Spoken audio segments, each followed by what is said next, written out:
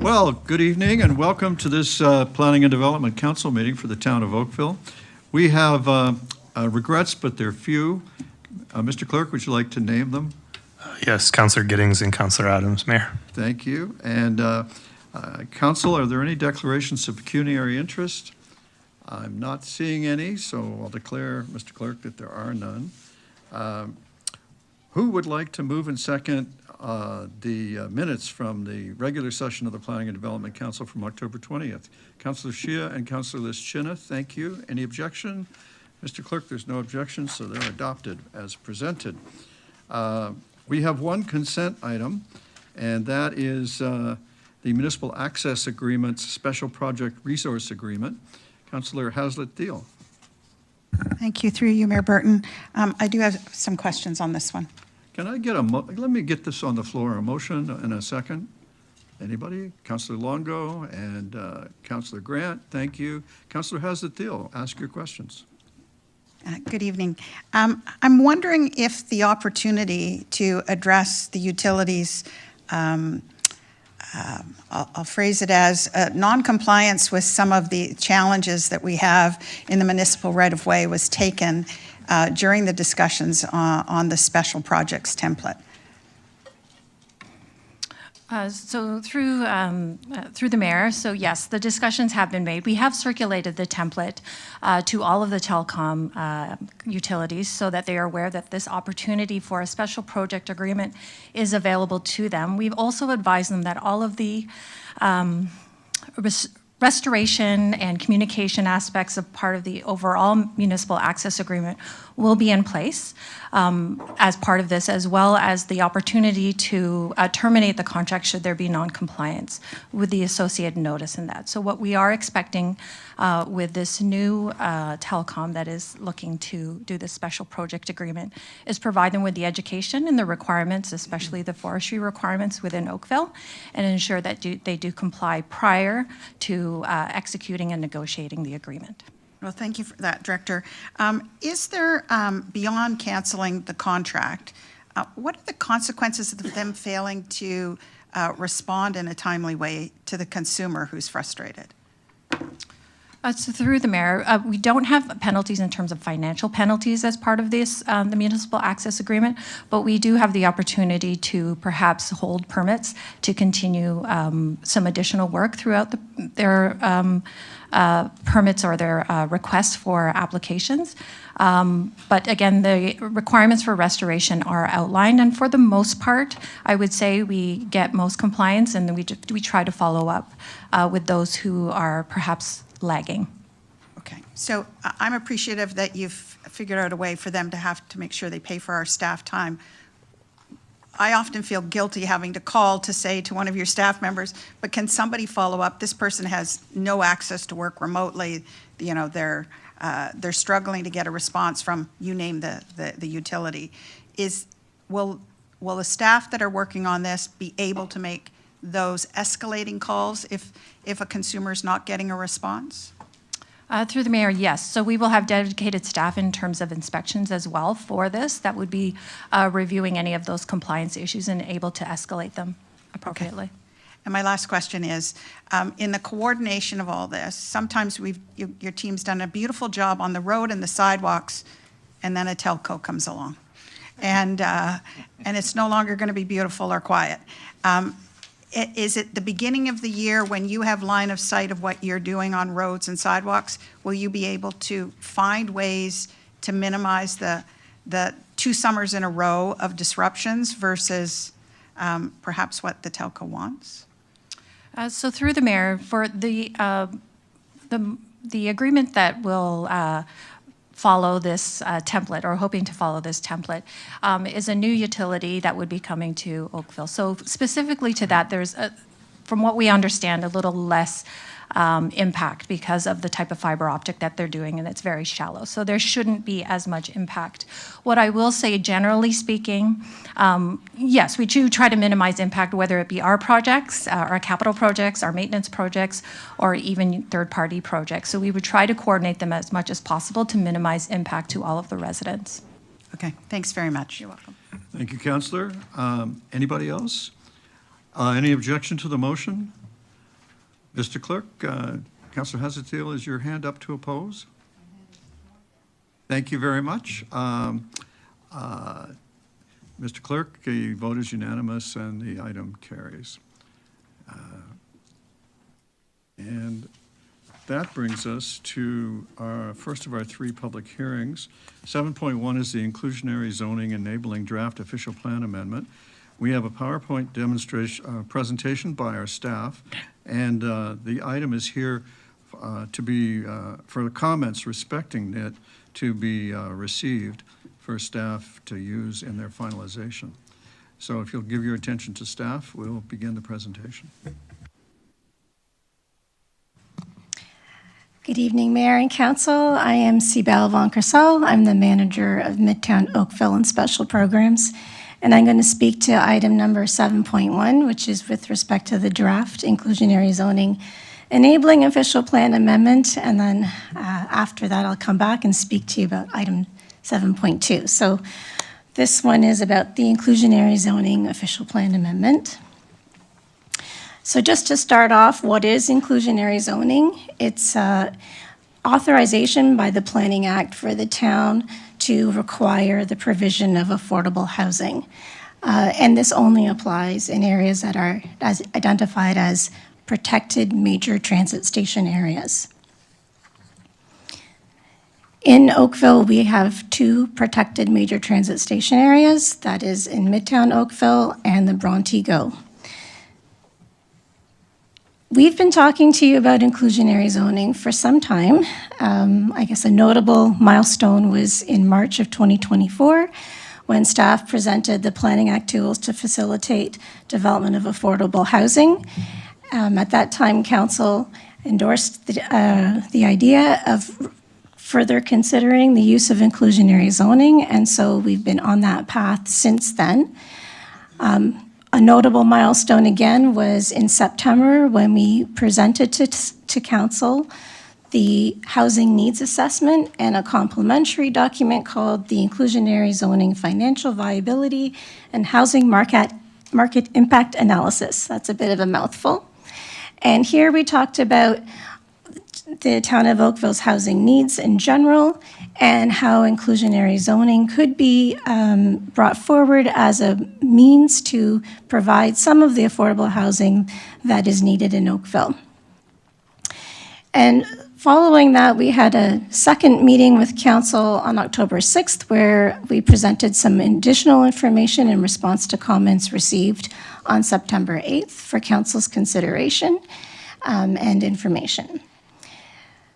Shortly after that, we posted on the town's website a draft inclusionary zoning official plan amendment for consultation. And on October 22nd, we had a public open house that was largely about the community planning permit system. But during that open house, we also talked about the inclusionary zoning and the provisions that would be enabled by the official plan to allow for inclusionary zoning requirements within the Midtown Oakville Community Planning Permit area. And here we are today to receive comments on the the draft inclusionary zoning official plan amendment. And if all goes well, it's our hope to bring forward a recommended OPA in January of 2026. How time flies. So during our September 8th meeting with Council, SHS Consulting made some presentations. One of them was with respect to the inclusionary zoning viability analysis, and they provided a summary in terms of the impacts of inclusionary zoning at a broad scale in Oakville. So some of their conclusions were, imposing inclusionary zoning does not actually affect the cost of construction, which it says reasonable since that's a regulatory thing and not able to impact the cost of materials and construction itself. However, it does have an impact on soft costs because all of the inclusionary zoning units would be exempt from the development charges. So there would be a small decrease in the cost of development from that perspective. And it can affect the economically optimal building height or density of a development, meaning that when you start to incorporate the requirement for inclusionary zoning, that might mean changes in terms of the massing and the construction and the size of a building. They also identified that wouldn't have a discernible impact on the market house prices or rents overall. And from a housing supply perspective, if you have inclusionary zoning over large areas of land, it could restrict the supply or perhaps delay the supply of new housing. On the flip side, if development remains viable, it does mean that we would have an increase in the supply of housing for low and moderate income households. And then we looked at it from the perspective of how does inclusionary zoning help to address the 4 housing needs gaps that were identified in the housing needs assessment. And of course, if you're going to require affordable housing, you are increasing the supply of affordable housing. And so from that perspective, the inclusionary zoning provisions would address some of our affordable housing needs. Because our proposal is for rental housing to be exempt from inclusionary zoning areas, the exemption would help to make it more viable for rental housing because they can compete with condominium housing, which would be required to provide the inclusionary zoning units. In terms of diversity of housing, it doesn't have a huge impact, but if we are going to be requiring that the inclusionary zoning units be for larger units, then it's a way of ensuring that those larger units are being incorporated into new development. And finally, in terms of the housing gap related to priority households, there is no requirement for inclusionary zoning where you're a non-for-profit organization that is the proponent. But what it does do is the inclusionary zoning units that are created in maybe the market housing development can become available for those non-for-profit organizations. So it's a way of making the units available for them to use and provide housing for those priority households. So the purpose of the OPA, very simply, is to enable the town to be able to pass inclusionary zoning bylaws within those protected major transit station areas. And the Planning Act and its complementary regulation for inclusionary zoning provides a whole list of things that need to be incorporated into the enabling official plan policies. So you'll see in the draft OPA many of these headings. It's just to help you to understand these are all matters that are required to be provided in the enabling official plan. And the staff report provides you with a description of each of those policies and their intent and why they are being provided in the OPA. So for brevity's sake, I'm not going to walk through each one of them, but I will talk about a couple of elements. So first of all, oftentimes we get the question of, well, what do you mean by affordable? So I'm going to try and help explain what we mean by affordable. So in 2025 numbers, affordable monthly expenditure on housing is based on the 30% of the 60th percentile household income. What do I mean by 60th percentile household income? So if you look at this chart, there are 2 sets of bars. The blue on blue bars refer to all households. The orange on blue bars refer to households that are renting right now. And if you took assume there's only 100 households in Oakville, and we were to line all of those households up and by their income and pick the 10th, the 20th, the 30th, the 40th, the 50th, the 60th, and the 90th of those people, or of those households, these are the incomes that they are earning. The top of the bar refers to the incomes that they're earning. The mid-side, the blue part of the bars refer to what is 30% of that income. If we do the same thing with just the households that are renter households, you'll see that overall our renter households have a lower total household income than our ownership households. So the affordability threshold is based on those 60th percentiles. The 60th renter household percentiles and the 60th all-income household percentile. And so when you look at this, what that means is if you are Beyond 60th, 30%, you potentially are spending less than 30% of your income based on that threshold number. And if you are less than 60th, you're going to be spending more if everybody was paying the same amount for what is considered to be affordable. And this goes for both the all households and the renter households. So in the 2025 dollars, all households, theoretically, at the 60th percentile, can afford spending $4,608 a month on the housing. In terms of renter households, they can afford $2,670 a month. So the Ministry of Municipal Affairs and Housing, in support of the Development Charges Act, puts out a bulletin every year that identifies what is the affordable threshold for that year.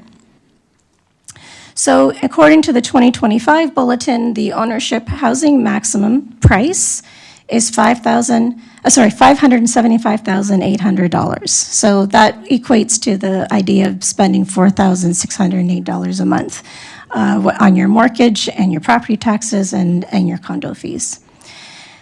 On the other hand, from a renter household perspective, it doesn't use the income basis.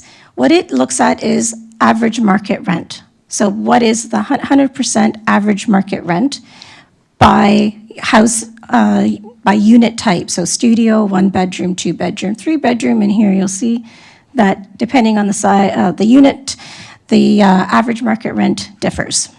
And these are the numbers that we are using in terms of considering what is affordable. So I hope that explains things for you.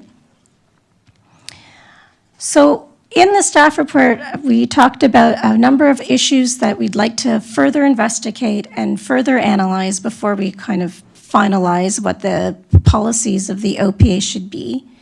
One of them deals with what is that the depth of affordability that these inclusionary zoning units should be. So based on the advice of the consultants that we had in September, they indicated that the depth of affordability for ownership housing should be that household income at the 60th percentile, so the $575,000 per unit.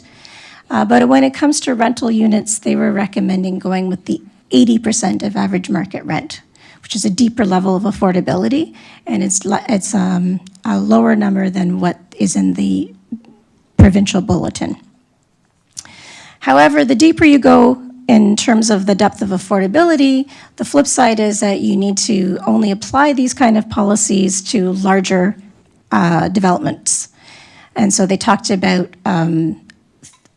much larger developments where this would apply.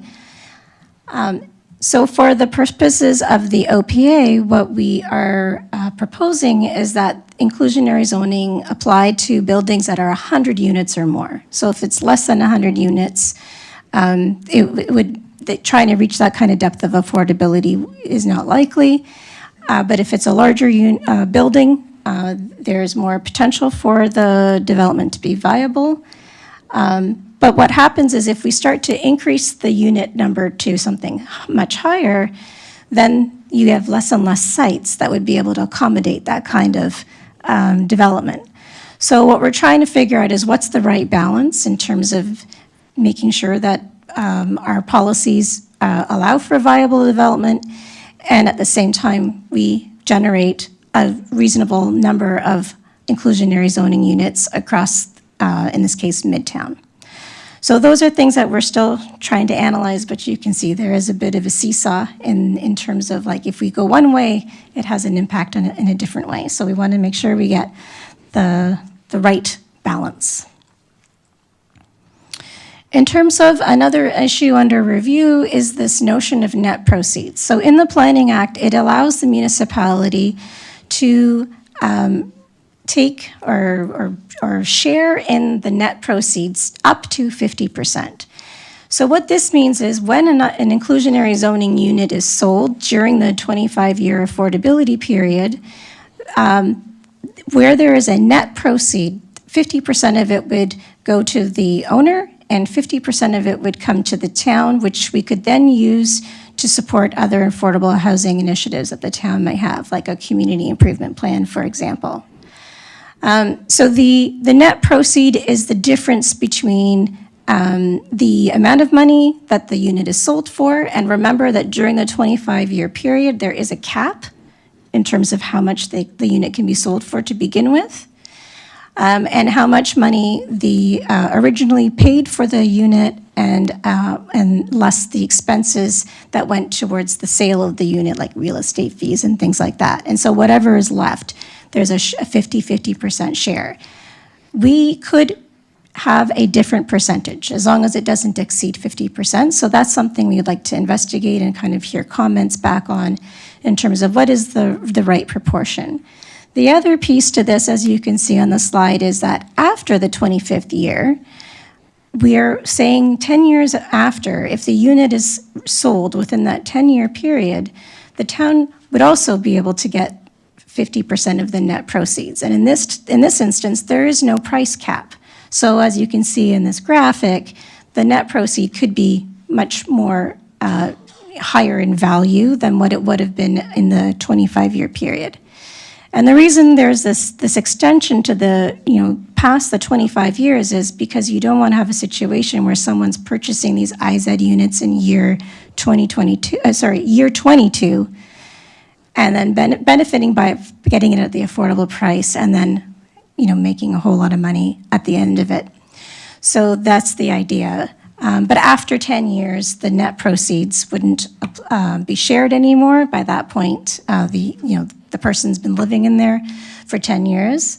And if it was to be sold, in year 5, and then it's being sold at market value, so again, we wouldn't be sharing in any net proceeds beyond that period. So hopefully that explains it, but this is, again, something we would like to get more feedback on before we finalize those policies. And the last piece, issue under review is this off-site unit. So the Planning Act allows for the town to permit the IZ units to occur off-site. So in the normal IZ world, the units are provided within the building. Some instances might make sense for one building to basically not have the IZ units included and bring it into another building that also has IZ units, so you have a larger quantity of the IZ units in one building.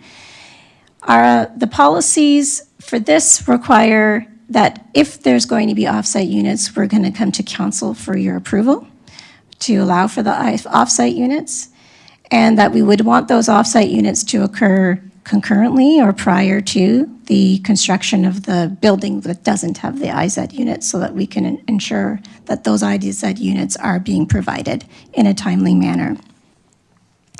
Again, we'd like to get some feedback on that, on those policies as well. So in terms of next steps for the IZ OPA, obviously we want to do some further analysis around the issues under review. And as you may recall, there is a requirement for the inclusionary zoning assessment to be peer reviewed. So we have engaged NBLC to do that peer review. And before we bring forward the OPA for adoption, we would provide you with the conclusions of that peer review as well. We'd also like to host some focus group meetings to talk about those issues that I mentioned, as well as any other concerns that we hear from the public and stakeholders. We'll take all that information, do further analysis, and then revise the draft OPA for council's consideration. And as I said, if all goes well, we hope to bring this back to council at the January Planning and Development Council meeting for adoption. And following the adoption of the OPA, and once the appeal period for that OPA is concluded, and as noted in the staff report, the only appellant would be the Minister of Municipal Affairs, then we would bring forward the recommended community planning permit bylaw, which I will talk about after this discussion, for approval. And that is so that we can include the inclusionary zoning provisions in that CPP bylaw. So there does need to be a bit of a lag between the IZ OPA being adopted and the community planning permit bylaw being passed. So that brings me to the end of this presentation with the recommendation that all comments be received and And that's it. Thank you. Thank you very much, Ms. Von Kersel. It looks like council is going to be generous with their initial feedback, and I note in your presentation that there are additional opportunities to provide you with comments, and I'm sure staff would receive any second thoughts that you might have tomorrow or the next day, council, by way of calls or emails. So let's start off the feedback with Councillor Elgar. Thank you. Through Mayor Burton, thank you very much for the presentation. I must say I've been on council quite a while, and this is certainly new for me. But when I got the report, I also read the comments from some of the developers that sent in comments, which helped me wonder. I just want to get some clarification. Now, one of the things is premature to advance the CPPS because of OPA 70 is not in force. Is that true? Can we not advance because the CPPS is not in force? So through you, Mayor, in terms of the inclusionary zoning OPA, it is not contingent on OPA 70. So we can move forward with the inclusionary zoning official plan amendment without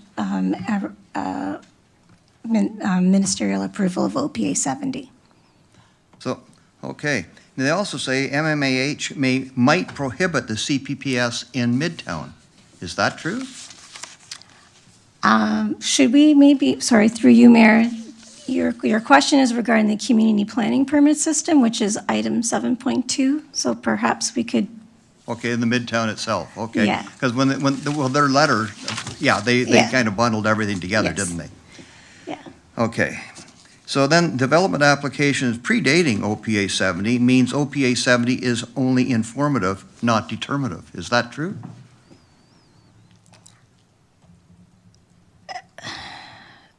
It would depend on when the decision is made for the planning applications that are coming through at the time. The Planning Act requires our decisions to be made in conformity with the planning framework that's in effect. Okay. Now, the other one is, Bill's claim is that the town is exceeding the 5% inclusionary zoning cap. Is that correct? No, the OPA and the provisions that are relevant to inclusionary zoning in the bylaw are both limited to the 5% cap. Okay. And on last one, that's all I have. Bill assertion that CPS constitutes a recreation of Section 37. And is that correct? Through you, Mayor. Again, that is with respect to 7.2, but I'll just answer your question quickly. The community planning permit system is separate from Section 37. So there is provisions in the legislation that allow us to provide additional height or density in exchange for community benefits. Okay, I appreciate that because it didn't sound so good when I read their letters, but now it's starting to sound pretty darn good what staff have done. I thank you. Thank you, Councillor Elgar. I'd just like to add a spin to that. Bill's assertion that we're trying to recreate Section 37 is spurious because what's really going on here is the CPPS is the way the province replaced Section 37 is the better way to look at it. And I'm pretty sure we regard this as it's not a full replacement of what we used to be able to do. It's interesting to read the spin they put. It is, they are masters of the spin. Councillor Knoll, your feedback. Thank you. It's interesting seeing the inclusionary zoning finally coming to pass in some form. It's been circulating for a couple decades now. So it's interesting to see it finally becoming part of the landscape.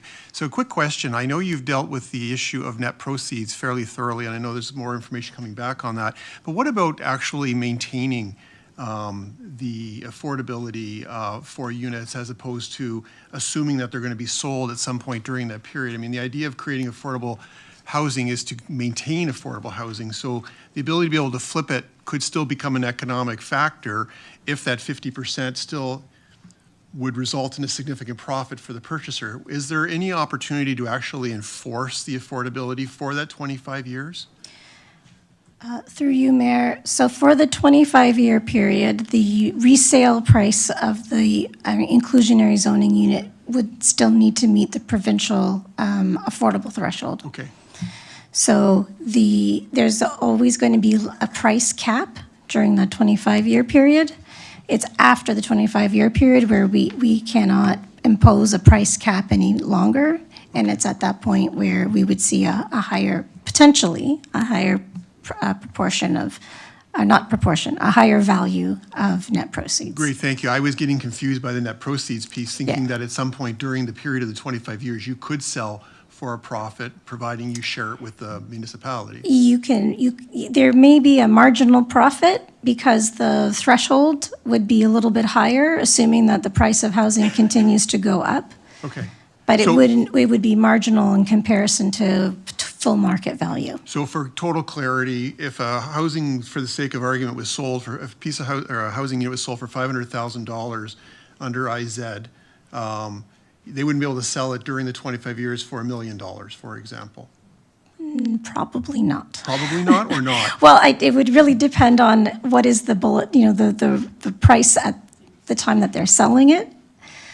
But it's always going to be at an affordable price as opposed to full market value. So presuming that that formula, the 30% of 60% would apply for that Yes. entire period of time? Yeah. Okay. In the future, it applies to the existing inflation. Yeah, no, I understand. So it ramps as Yeah.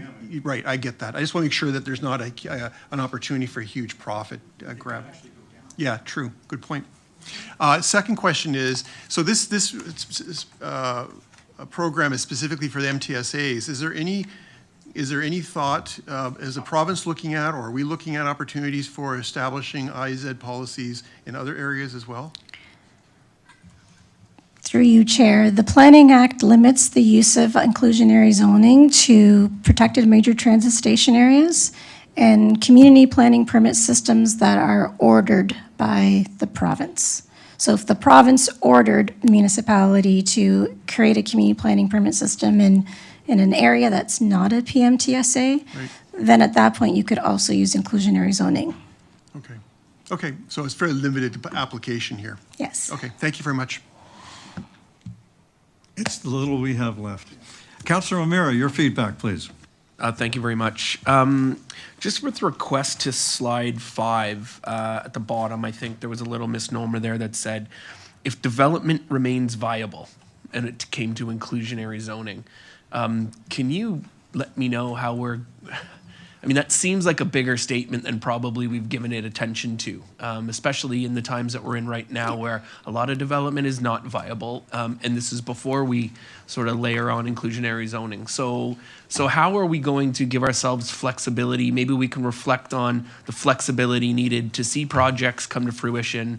But obviously the economic determinants of this might have some pretty severe impacts in terms of development. So how do we monitor that? How are we going to further sort of define viable economics for development? Through you, Chair. Yeah, so that was definitely the message we were receiving as we were working through this process.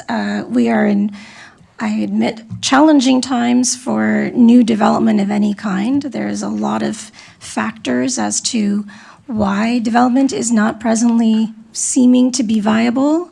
And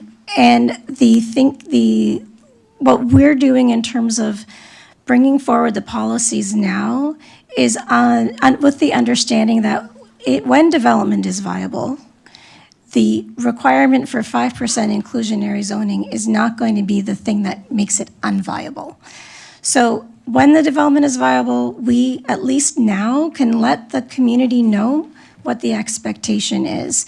The implementation of inclusionary zoning is a long-term thing.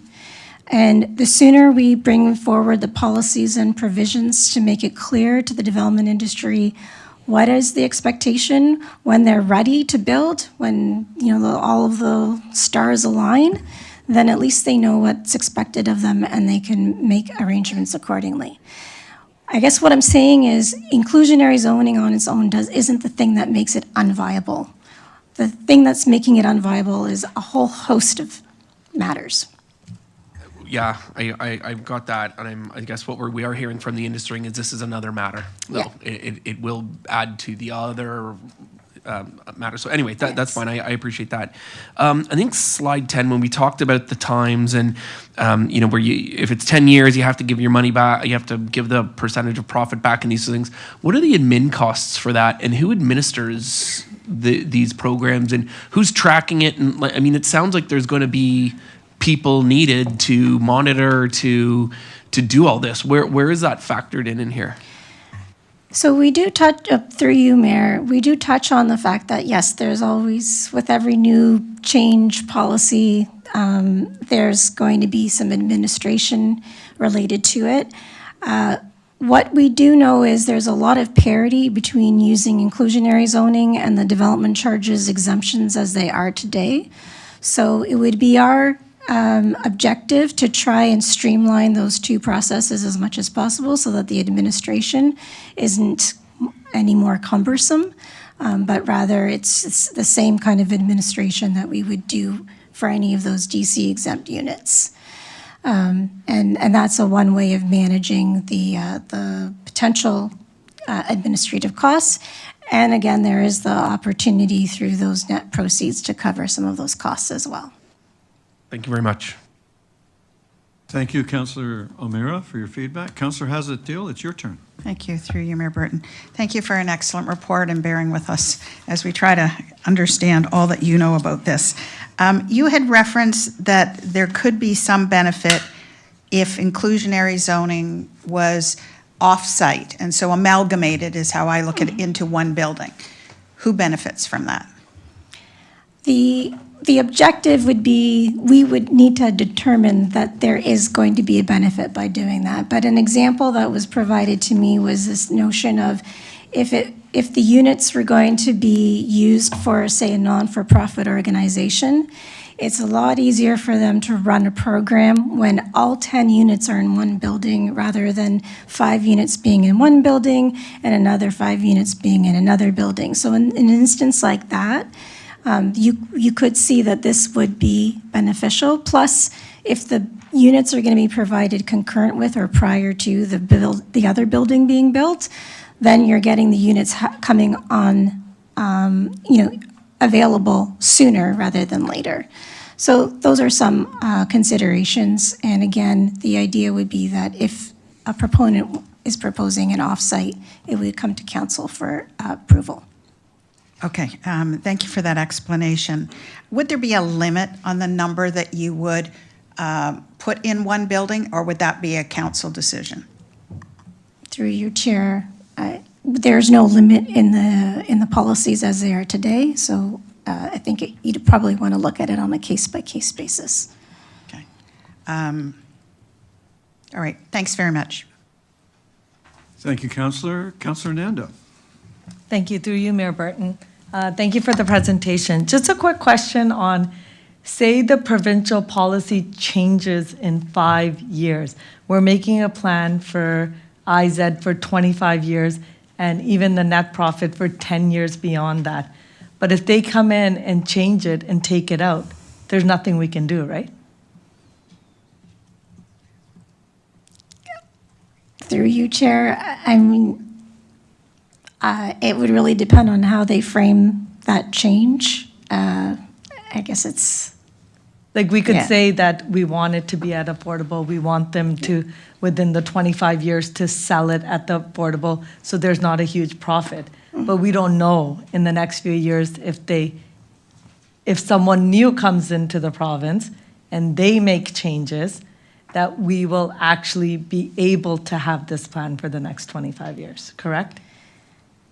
Through you, Chair, I mean, it's hard for me to hazard what the province may or may not do, but generally there may be transition provisions. I don't know. We just kind of work with the rules that we have at the time that we have them. So we're going, yeah, exactly. Yeah. So we're going by now and hoping that we can have these affordable units. And just on, I think it was slide 8 where you had how much the affordable would be at 2025. And you said 575,000. I don't know if we have anything at that cost right now in Oakville. And even for the amounts that were for studio 1, 2, 3 bedroom, you're looking at those prices to be affordable? So it would be 80% of those prices? Through your chair, that's the proposed policy framework now.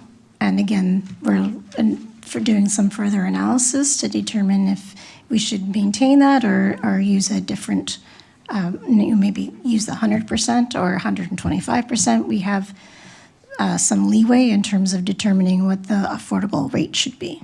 But I think the amounts we're looking at, like one bedroom is actually 2,300, whereas we're looking at it as a 3-bedroom. So I'm wondering how we got to those numbers. Through your chair, those numbers, again, they are coming from the provincial bulletin, but they use CMHC rent information. So it's based on the current average market rent in Oakville. And I think sometimes the reason they seem to be lower is some of our rental stock is quite old and is subject to rent control, so that maintains the lower, so on average, it does bring it down. Okay, all right. Thank you so much.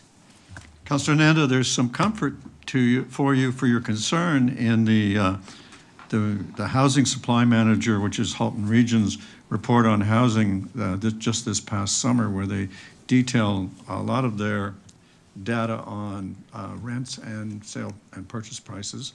And there's a fire sale going on right now at District's Trailside condominium in your ward, where you would be delighted to see the low price levels. They remind me of a long ago era. So if you're looking for affordable housing, get on your ponies and go take a look. Councillor McNeice, it's your turn. Thank you, through your worship. Just to pull on the thread Councillor Nanda was pulling on a little bit around prices and rents. Is there a mechanism in there that can accommodate for a downturn if that continues? I mean, from what I hear, we may not have found the bottom of the condo market and even single family. And if it's a set price that doesn't take into effect a potential market decline, as Councillor Nanda said, it could be too high. Just wonder your thoughts on that. Through you, Chair. So the policy framework speaks to maximums, and the what is affordable is purposefully written so that it is in tune with the context at the time of the purchase and sale or rent of units. So we purposefully did not put in an actual number into the policy framework so that it can adjust to whatever the context is at the time of the units becoming available. So it's sort of a market-based adjustment, is what we're thinking? Yeah, well, as it said, it does refer to the ministry's bulletin. So Okay. that is the benchmark, and we can go above or below that or stay right at it. It's up to us to determine. Okay, thanks. Councillor McNeice, that's why, and when Councillor Knoll was talking about it, I mentioned and he recognized the structure that they've adopted in Ontario. It could go down if, as many anticipate, we have a big market correction. Some of us are old enough to remember the market correction of 1988. Councillor Hazlet-Deal, more feedback. Just a question. Has ever, on that, pulling on that thread again, has it ever been considered that you take the top end of the income levels and pull out that top end? Because it's fact, when you're getting to the 60th percentile, the top end is pulling that number up, is my understanding. Or is it not? Have I got my math wrong? Through you, Chair. As I mentioned, if you took, like, again, line everybody up, who's the 60th? That's the income that that's the income we're using. So it's not about averages. It's literally like that 60th percentile household income number is the number that's being used. All right, thank you for clarifying that for me. All righty. I think we're out of initial feedback, and it would be great to have a mover and seconder for receipt. Councillor McNeice and Councillor Knoll, thank you. Any objection from council? There being none, everything is received. And we turn now to 7.2, the draft Oakville Community Planning Permit Bylaw. And Ms. Von Korsel. I'm here again. But I promise you I'll be done after this one. Yes, so this is item 7.2, and this is about the community planning permit bylaw. And so what is the purpose of the community planning permit bylaw? It will replace the town zoning bylaw within the community planning permit areas.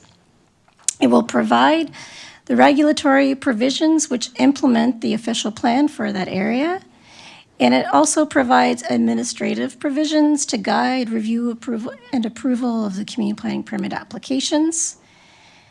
And it also provides staff with the authority to approve and issue community planning permits under the bylaw. And I'll speak more about these 4 elements in the presentation. And one thing I just wanted to note is that the community planning permit that is issued after the bylaw has been passed and an application is made, and the permit that is issued, that is applicable law. So when a building permit is being pulled, the building official will look at the approved issued community planning permit to determine that the building permit is in compliance with the town's regulations for land use, which is a very distinct thing in the community planning permit system.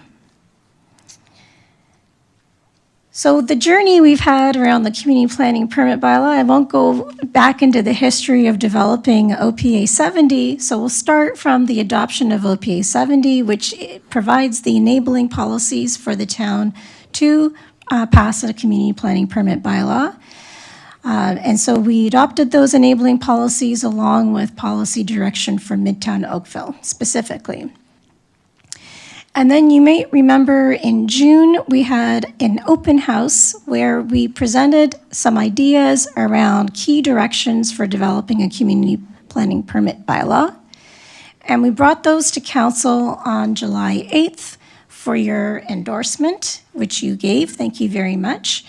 And so those key directions help to inform the development of the community planning permit bylaw along with the official plan policy direction.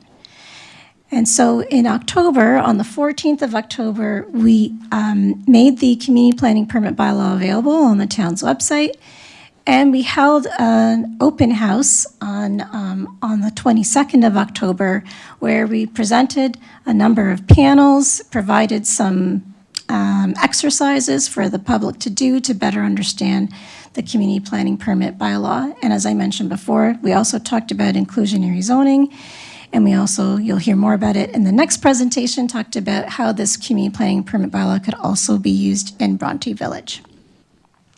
And so here we are today to hear your comments on the bylaw, and following some further public consultation and following the approval of the Ministries of Ministry of Municipal Affairs and Housing approval of OPA 70, and following the adoption of inclusionary zoning, we would bring forward the community planning permit bylaw for council's decision and hopefully passing that bylaw and being able to implement it.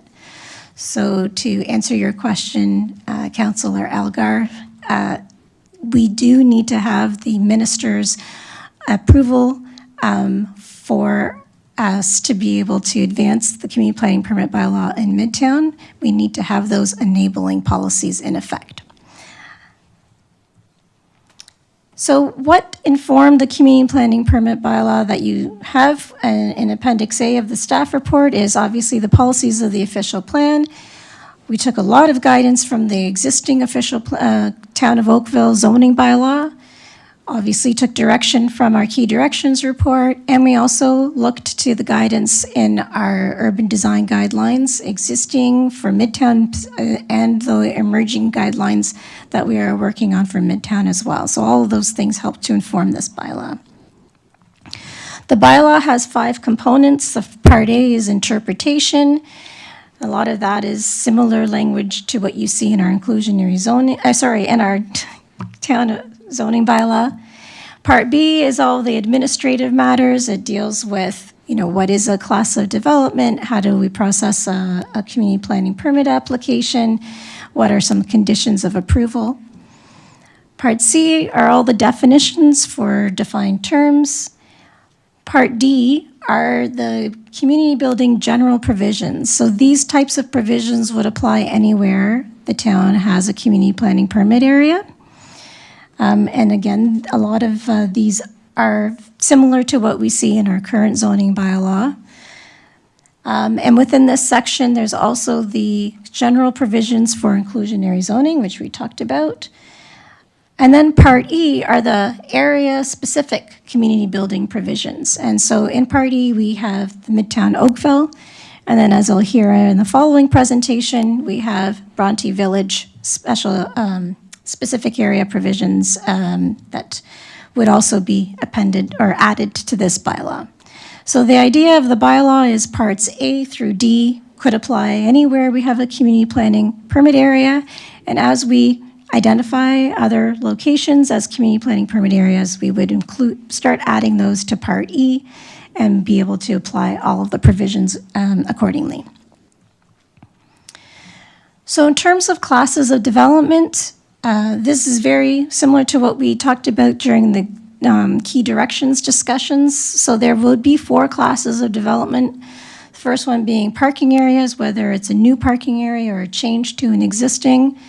Class 2 are temporary sales offices, so these are, for new development proposals, and other temporary uses that are for 6 months or less. Class 3 are expansions or replacements to an existing building, or for temporary uses that would be 6 months or more. And then Class 4 is for new development, so basically new development that's not classified as 1, 2, or 3, is a Class 4 new development. And then you'll see in the bylaw there's also a number of matters that would be exempt.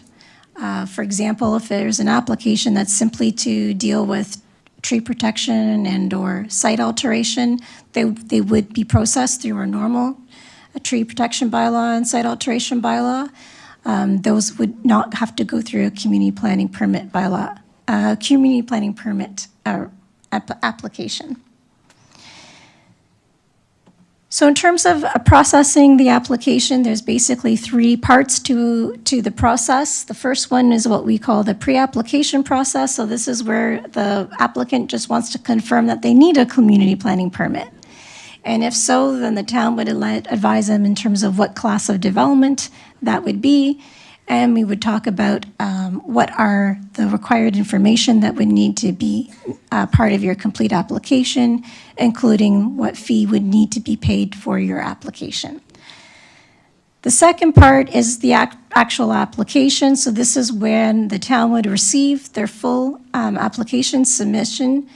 At this point, the approval authority, in the case of a Class 4 application, may determine that this matter is something that would require council approval, and I'll talk about that in the next slide, so we'll just pause on that one.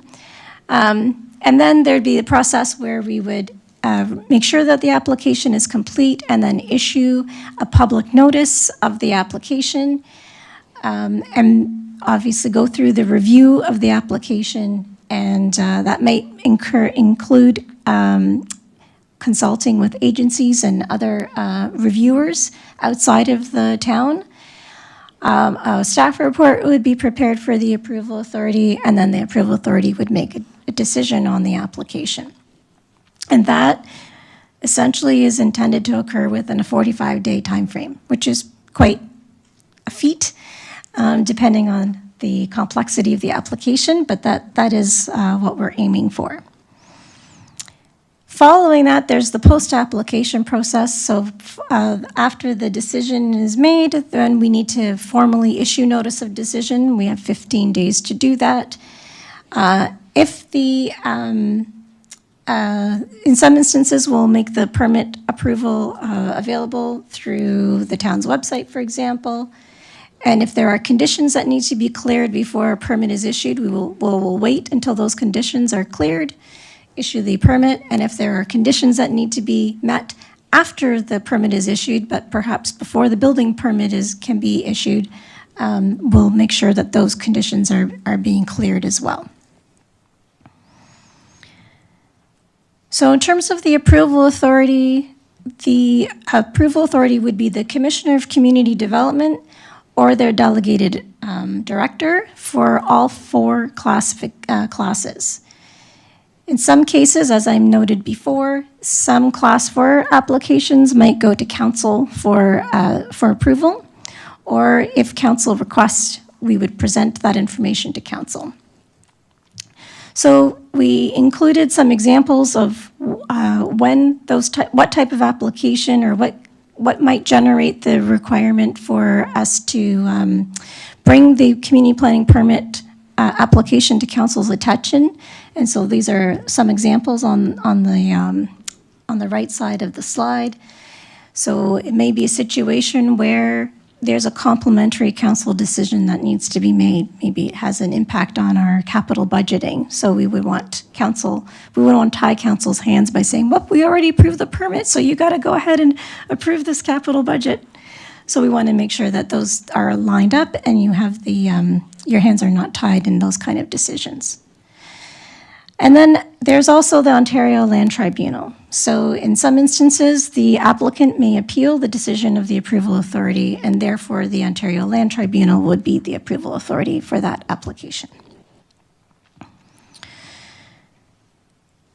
The other thing I wanted to bring to your attention, and we talked a bit about this over the last several months, is about this notion of a condition where we would permit heights greater than the building height thresholds in the OPA 70, which are also within the bylaw itself.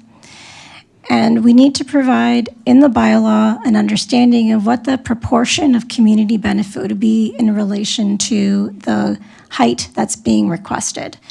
And so we're looking at 2 potential options for this. One is the flat rate option, and the other one is what we call the in-kind option. So the flat rate option is a fee per square meter of the GFA that is above the height threshold. So we're suggesting using 10% of the average cost for the residential development. And we're using the information that's provided by Altus in their Canadian cost guide. So as that cost guide is updated, we would refer to the most recent cost guide. And we would take 10% of that cost and multiply that by the amount of GFA that's being proposed above the threshold height, and that would be a dollar value for community benefits, which would be used to provide the community benefits that we have listed in our OPA. So those community benefits can be provided in cash or in kind, and again, the in kind would have to be equivalent to that dollar value that we've come to. So that one's a pretty straightforward one because it's just the flat, this flat rate. The problem with that one is that it means sometimes it might mean that we're waiting to accumulate all of this cash, and then the town is responsible for creating the community benefit. So the other option is this in-kind option, and this one gets a little bit complicated, and I apologize for that, but this was because of the different kinds of in-kind community benefits we were looking for, we really needed to look at it in 3 different ways. So we have an in-kind relationship in terms of things that we can measure spatially. We have an in-kind rate based on affordable housing because they're providing housing. So how do we measure this in terms of affordable housing. And then there's the rate for non-spatially measured types of community benefits. So I'll walk through those, hopefully quickly. So the first one is the in-kind based on the measurable pieces. And so what we're looking here is a rate that we would establish in the bylaw. So right now there's ranges of the rate, but for the final rates, we need to be specific. So we're looking at things like community facilities, daycare centers, office uses, or public parking.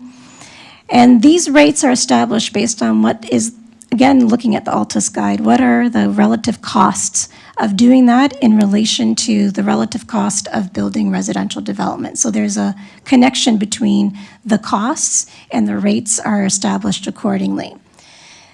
And so you would apply that rate to the total GFA that's being asked, and that would amount to a total GFA that would be provided in that kind of use. So if you had 100 square meters of residential development and the rate was 3%, we would get 3 square meters of a community facility. And obviously you multiply that by what the total numbers were going to be. But that's the general idea of how that would apply. For parkland, it's a little bit different because in this case, you're giving land off your site.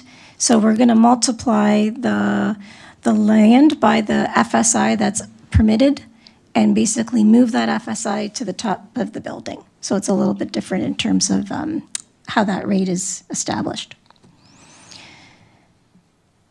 When it comes to affordable housing, like I said, they are providing residential development. We're just asking for the residential development to be affordable in some way. And as I talked to you before, affordable really depends on each individual household. That 60th percentile number is great if you are the 60th percentile household, but if you're not the 60th percentile household, then it may not be the best option for you, or it may not necessarily represent what is affordable for you.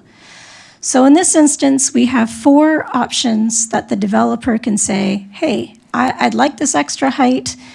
I'm willing to give you 100% of that, of the number of units that would happen in that extra height. And as long as I promise that, or we make sure that in the, on title, there is a price cap. So the price cap is 10% above what the person, the first household paid for it. And then it's 10% above the second time that the unit is sold. And it's never more than 10% of what you purchased it at. And this idea is basically trying to put a price cap, similar to rent caps, on the sale of the unit so that while it may not be affordable in year 1, the understanding is that in following years, you are managing the affordability of the unit and it's affordable to the household that's purchasing it. And this would be for the lifetime of the building. So this is different from inclusionary zoning. So this is, and I know that we've seen correspondence where there's some confusion around what is inclusionary zoning requirements and what are the community benefit requirements. So this is specific to those community benefits, so the GFA above the threshold height. So that's one option. The other one is if they propose to build all rental in those units above the, sorry, not in the units above, but for the GFA that's above the threshold height. As you can see, rental housing generally is more affordable than ownership housing, so we welcome rental housing. So we would accept that, but there is going to be one caveat, which is that they would be subject to the Residential Tenancies Act rent increase permissions. Right now, if you build anything since 2018, they are not subject to the Residential Tenancies Act rent caps. So this is the quid pro quo, as those units would be, and that would be for the lifetime of the building. Option C is 50% of the equivalent of that GFA is affordable, but using 90% below, of the market value versus 100%. So there's a marginal discount to the units. And again, the resale is also price capped. And then the fourth option is 25% of the units would be affordable, and this would be based on that 60th percentile household income. And the resale would also be associated with whatever the MMH bulletin says for the 60th percentile. So there's always that relationship. And again, this would be for the lifetime of the building. So what we're proposing here is the applicant does the analysis, and they come back and say, I'm willing to do 25%, or I'm willing to do 100% with those conditions applied. And then the third component of the in-kind is about the non-spatially measured community benefits. And so this basically is kind of a reversal of the flat rate, where the proponent will say, I'm willing to spend $1 million on some wonderful community benefit. And that $1 million, using this calculation is equivalent to X number of square meters that they can build above the threshold height, and they provide that community benefit. And this is, again, in a situation where we can't really measure it by square meters to square meters. Like we can't measure a bridge in that way. We can't measure public art in that way. And so that's why we're using that option. And these are not, they're not, the applicant could propose to do a combination of all three. So it's not a question of you can only do this or you can only do that. We can allow for a combination as long as they all equate to whatever that GFA is. Okay, so this brings me to the second to last slide, which is what are we going to do next? So a next step is to host some focus group meetings with landowners and public agencies to talk about the bylaw and get their feedback and maybe go over some of the questions that have been raised and provide some more clarity. Analyze all the comments received and make adjustments to the bylaw. We would revise the draft bylaw, and then we would bring it forward to council for their consideration. Again, following approval of OPA 70 and the adoption of the inclusionary zoning OPA. And that recommended bylaw would determine whether it was the in-kind rate or the flat rate at that time, and we would have the specific rates provided. So that brings me to the end of my presentation, and again with the recommendation that all comments be received. Thank you. Thank you very much for the presentation, and you were looking for feedback, and Councillor Elgar and Councillor McNeice are and Councillor Hazethiel are your first volunteers. Councillor Elgar. Thank you, through Member Burton. Thanks again for the detailed presentation. There's a lot of new information here. And in reading the letters from builders or developers, there was one thing that bothered me a little bit, and is that in the CPPS, which applies to the protected major transit station areas in Midtown, they said that the 3 to 4 FSI does not meet the minimum requirements based on OPA 70. And I'm wondering, are we off track, or is that what they said, is that incorrect? Through you, Chair, the minimum FSIs and the maximum FSIs that are provided in the community planning permit bylaw are carrying forward from OPA 70. So whatever was in OPA 70 in terms of minimums and maximums, we have put them into the bylaw. They are shift copied. Okay, that really helps me, clears up a lot of things. So far, everything I've read seems to be a little bit different than what reality is. Just one more I have is just, they're saying that the CPPS creates uncertainty was the big word. And I'm wondering, is that true? I'm not sure I don't have the whole letter in front of me, but the intent is definitely not to create uncertainty, but rather to provide certainty. That's our objective. Okay, so like pre-zoned permissions and quick approvals, that kind of thing? Yeah, that's the intent, yes. Okay. I thank you very much, and thanks for what you're doing, and I'll bet you'll be glad when this section of the job is done. Thanks. Thank you, Councillor. Councillor McNeice, your feedback. Through your worship, just a quick one that kind of leads into our next item, but OPA 70, so the enabling legislation for this CPPS bylaw for Midtown. My understanding was we were trying to set up OPA 70 so that if CPP bylaws expanded across town, they would be included in that, or without having to do further OPAs. But I know now in Brawny we're looking at having to do a further OPA. Could you maybe just clarify?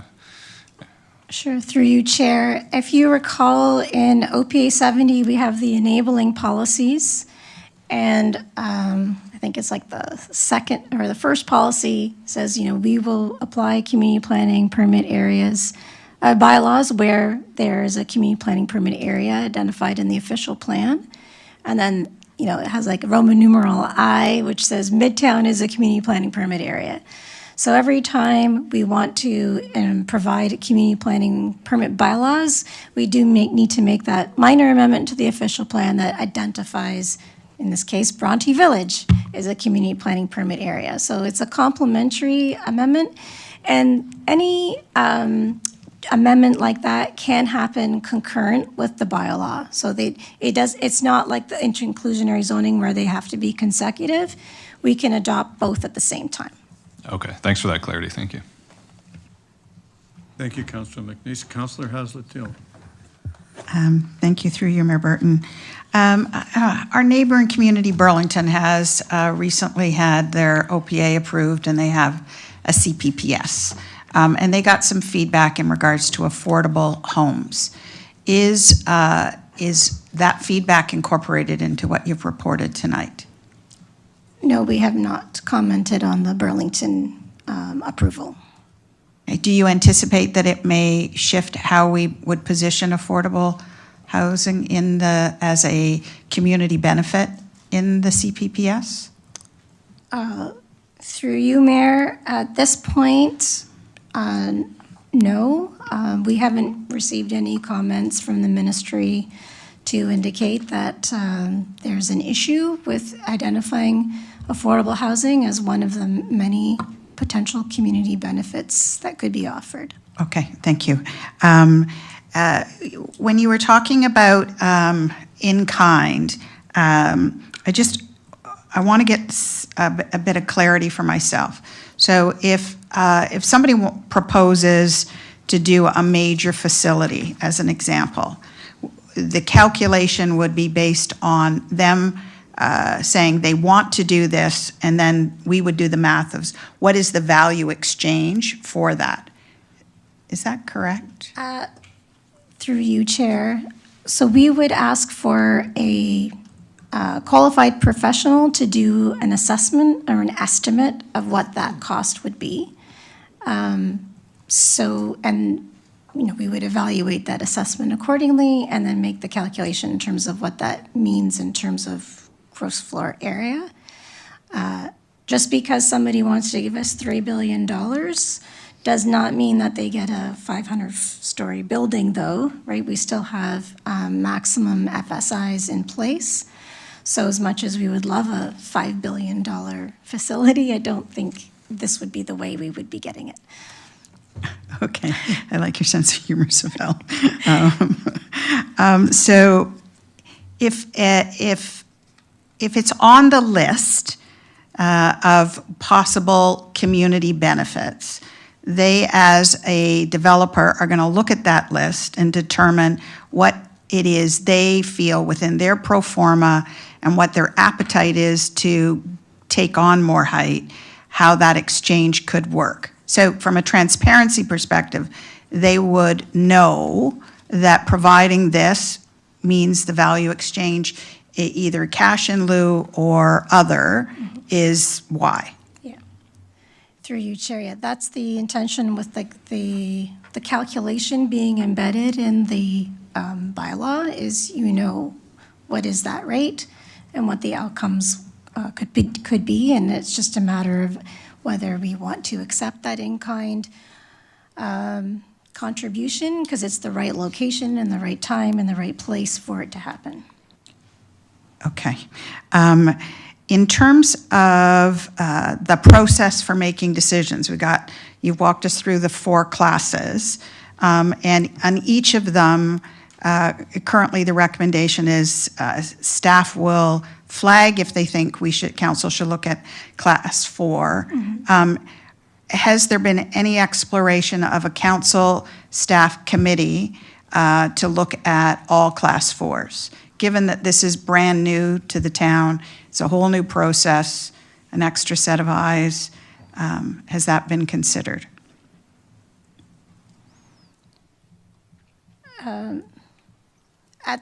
Through you, Mayor.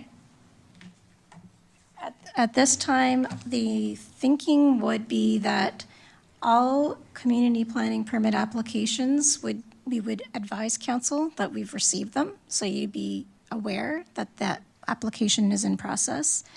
And there is a provision in the bylaw where council can request that we present that information to you. So because we've got this 45-day time frame, our intention is to try and move all of these applications through in that timely manner. And so it's a little bit of, we will make some, where we see some of that criteria is being met that requires council's decision-making, we will bring it forward to council. And on the flip side, if council says, hey, I saw this application, I know it doesn't meet that criteria, but I still like to see it, then you would need to let us know and we would present that information to you. So I'd ask as part of our comments that consideration be given to how we could incorporate a council voice more consistently in class 4 over a period of, a trial period as we're ramping it up.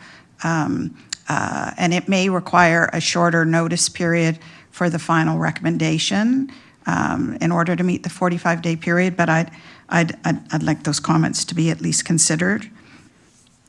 I wanted to also understand, is providing on-site employment considered a community benefit? So if you provided a work share or additional above what the ratio is supposed to be of employment, is that considered a community benefit? Through you, Chair. So one of the community benefits that we put in OPA 70 was the office. So if the employment is as an office employment beyond the minimum requirements, then that could be considered a community benefit. Okay. I just want to go back to that 10% on the construction. How was that? How did you land on 10%? And is it possible it should be 7 or 12 or, where did that come from? A lot of, through you, Mayor, a lot of math and looking at historic Section 37 agreements. So they're, looking at these different relationships. Can the rate change? Yes, and that's where we would like to get some more feedback from the development community to make sure that we're putting in rates that can work. Okay, and on Parkland, my favorite topic, you said an FSI, you would look at the FSI that they want to increase to, and that would be a calculation for Parkland. I'm not understanding how you did that formula, and you got me all excited when I saw 17% above and beyond what we would require. So, Sibel, explain it for us. So the The rate would be based on the maximum FSI that's permitted on the property. So if they're offering 100 square meters of parkland and the FSI for that site is 5, because I like to do easy math, that would be 500 square meters that would basically be lifted off the ground and put into the building. If the FSI is higher, then it's going to be that, like say FSI is 6, then that's 600 square meters that gets lifted off the ground and put into the building. If the FSI is lower, then it's 400 square meters. Say 4 FSI, then it means 400 square meters lifted off the ground and put into the building. But when you use that example, we're not actually lifting it off the ground, we're actually getting more parkland, correct? Yes, because you're lifting the density off the ground, you're creating that 100 or square meters of parkland. So would that then be increasing their, the famous phrase, POPs, privately owned public spaces? How we choose to accept that public parkland, I think, is there's a provision in there that if we're doing stratification, for example, we would come to council for approval. If it's going to be, totally public parkland, then it's dedicated to the town and it's our public parkland. In the case of a POPs, there's a stratification that needs to happen, right? And a stratification agreement to Yes. ensure that it ongoingly is in good condition? Okay, thank you. I just want to say thank you very much for the clarifications. This value exchange is really what community building's all about. And I would hope that it's incorporated in provincial legislation. I would hope that the minister is actually going to endorse our CPPS because it benefits all parties. It really is at the essence of building community, not just one side of the equation. So thanks very much. Thank you. Thank you, Councillor. Councillor O'Meara. Thank you very much for this. So just a question on the process here, and I apologize because 7.3 kicks me back to 7.2 a lot of the times. It says reference the CPPS. So in terms of how this works, so I think in my time on council, and maybe going back for the past 15 years, we have had one permit applied for as of right. Every other development, they've asked for more than what our zoning has allowed. So am I right that through this planning process, developers still have a right to go through and change the OPA and still go through that entire process again? Through you, Mayor, there is a 5-year time period where, through you, Mayor, there's a 5-year time period. So once the bylaw is in force for the first 5 years, only if council agrees to make an amendment to the bylaw can that happen, and only if council agrees to make an amendment to the OPA can that happen. After the 5 years, then people may make applications to amend the community planning permit bylaw and the OPA in the same way that they are doing now. Of course, if we were to do an update to the bylaw, then that 5-year time frame kicks in again. Okay, so when the times were rocking and rolling and condos were going like hotcakes, we still had people wanting more and more and more, but there wasn't a lot of development. So I guess what I'm asking is, if we put this in and the community property owners who want to develop, but they say there's no way I'm going to go in for the 6 stories that they've got right now, because again, we haven't seen that at all. There is an opportunity that we could see nothing for 5 years until people are able to come in and ask for a higher OPA then, is that correct? Through you, Chair, we would be monitoring the implementation of the bylaw and the OPA. And at any time, council can make a resolution to update, amend, based on whatever information that is that comes to light in terms of the impact of the bylaw or the OPA. Okay, so just to pick up on that conversation then, so after 5 years has passed any landowner could come in and say, I want to do 10 stories, and it would be the exact same process we were trying to avoid through the CPPS, though, where they would put in an OPA for a 10-story development. It would come to council. There'd be a community meeting. There'd be a public meeting. There'd be I mean, it's the exact same thing. Is that how that works? Or would it go down a different track because we have the CPPS as well as that? Through you, Chair. So there is the 5-year stay on applications. Following that, there is an opportunity to make applications. However, there's also the 5-year kicks in again when you do any major update to the bylaw. So the idea would be that, you know, the same way we'd review our official plans, we should be reviewing our bylaws and doing those updates. So, and it really, you know, any of these initiatives requires, you know, consultation and making sure that we're kind of getting things right to the best of our ability. Okay, so kind of reading between the lines, if every 5 years we do an update, they can never come in with an OPA? Is that what I'm to understand we're saying here? Councillor, that's what she said. It's the alternative you're describing as the unwanted alternative. That's council's choice. Every 5 years Okay. or sooner. Yeah. Okay. The other question I had was just regards to the ability for us to pull something forward to council for a CPPS application. It reminds me a lot of what happened when we had the ability to pull site plan forward, and a lot of residents saw it as another chance to sort of scrap out the development proposal. Is that something that we should consider, or we should be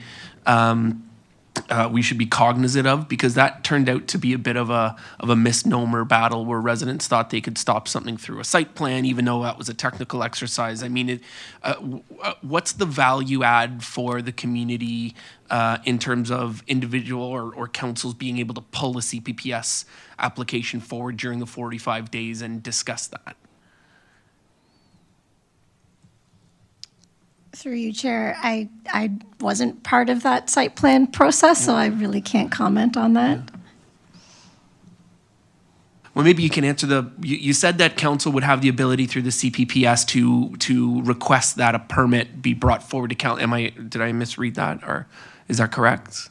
That's correct, Councillor. Okay, so I guess I'm just wondering what the value is for council being able to do that rather than let staff assess in the 45 days that they have on the validity of whether it's meeting stuff. I'm just wondering what the usefulness of us getting our noses in really early on that is. Councillor, the plain meaning of the provision is it gives council a chance to kibosh the application. Okay. Yeah. All right, I'll leave it there for now. Thank you. Thank you, Councillor. You've illuminated a valuable point of discussion with your question there. Councillor Chisholm. Thank you, Your Worship. Just a quick question. I'm just tailing on to Councillor Hazlitt-Thiel's question about community benefits. With regards to POPs and strats, can we not, in our workings, and just for clarification and help me out here, can we not exempt that from community benefits as part of the process?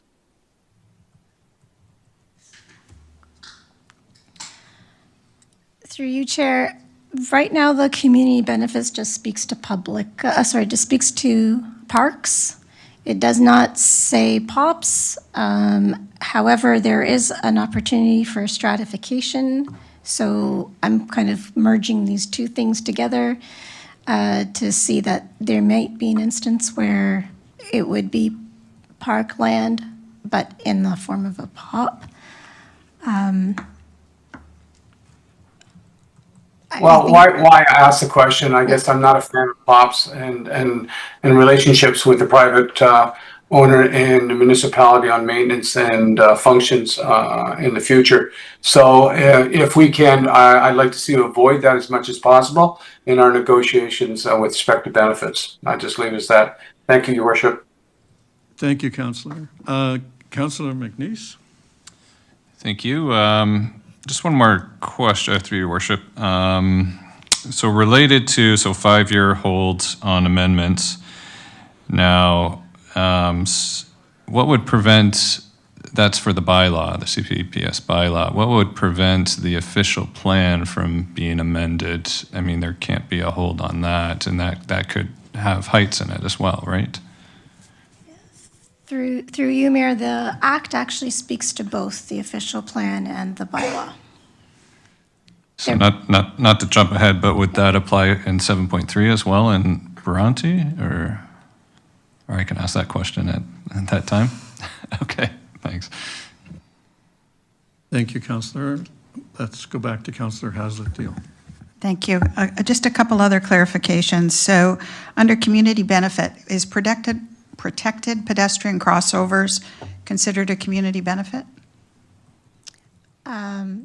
Through you, Chair, so the pedestrian bridges, you mean? Well, I was specifically thinking of protected pedestrian crossovers. So there are the bridges and the walkways, et cetera, but I didn't see the words protected pedestrian crossovers, which means, crossing a major arterial, elevated, et cetera, something much more, I'm going to say safe, but it's obviously expensive. Through you, Chair. So there is like the multi-use bridges that we've identified in the OP and in the schedules. Those would be the kind of community benefits that would be accepted. So there are several multi-use bridges for pedestrian, cycling, those type of active transportation facilities. Okay. So I'd like consideration to be given to adding protected pedestrian crossovers, and I'm wondering if community gardens can be added as a community benefit. It'd be lovely if they provided it without it having to be, but putting it on would at least bring it to light of the value of it. And then I just wanted to go back to the question about what's the value add in terms of council participating. In the early stages of this, I think the value add is local context, an appreciation of the evolution of probably what will be a significant change in how we communicate with the public about development and how we responsibly grow. People have always had an interest in some level of what our zoning is or how we get to decisions. This isn't the intent of this, I hope, is not to take away keeping people feeling confident that elected officials have the pulse of how we are going to grow. And that's, to me, a value add that can't be underestimated. Thank you, Councillor. Is that it, Council? Council, I have two bits of feedback. The first is about POPs. I'm aware that without the stratification deal that we have at Town Square, the town would not have had Town Square. And so there is a case for POPs, and we have POPs, occasional POPs. We don't have many, and they're working out. So I believe that the cure for the anxiety about POPs is to have good agreements that make sure that they stay available to the public. The benefit of POPs is especially beneficial to the taxpayer if the private entity is doing the maintenance instead of the taxpayer. So there's a layer of benefits from the POPs approach if it's properly done. My other bit of feedback is this committee versus council. In my view, the provision that the entire council gets the notification and the application at the start is better than having a committee of council do it. I don't believe there's any benefit. In fact, I believe there's an inherent delay added by striking a committee because a committee is not going to be authorized to can't be authorized to make a planning decision under the Act. And it's going to have to come back to council anyway. So I don't think any ground is gained and time is lost by creating an unnecessary committee structure in the middle of this. And those are my bits of feedback for staff's consideration. I need a mover and seconder to receive all of our comments. Councillor Haslett-Thiel and Councillor Chisholm, thank you. Any objection? There being none, that's carried, and we can turn to the specificity of the Brawny version. And we're going to welcome Anna Petrus for that, and Sibel's going to have a welcome break. Anna, welcome. We look forward to your presentation.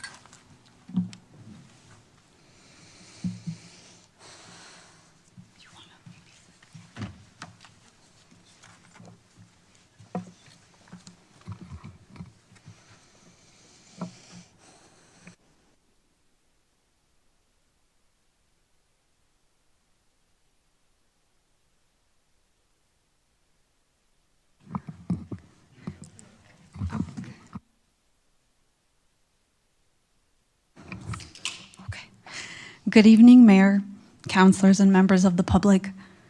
My name is Anna Petrus. I'm a policy planner in planning and development with the town. The purpose of tonight's meeting is to bring forth the draft community permit, planning permit, CPP bylaw, and enabling official plan amendment for Brawny Village. The report is agenda item 7.3. This is the statutory public meeting where comments from the public will be received. And just to clarify, there are no decisions being made at this time.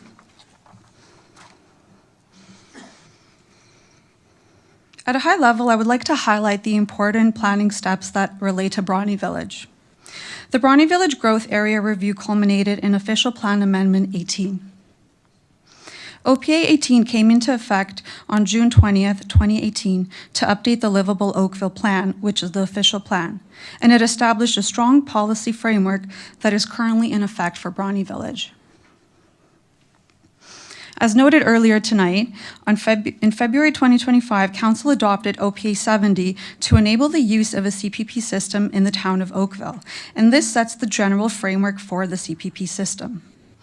On June 16th, the mayor directed staff to prepare a draft CPP bylaw specifically for Brawny Village.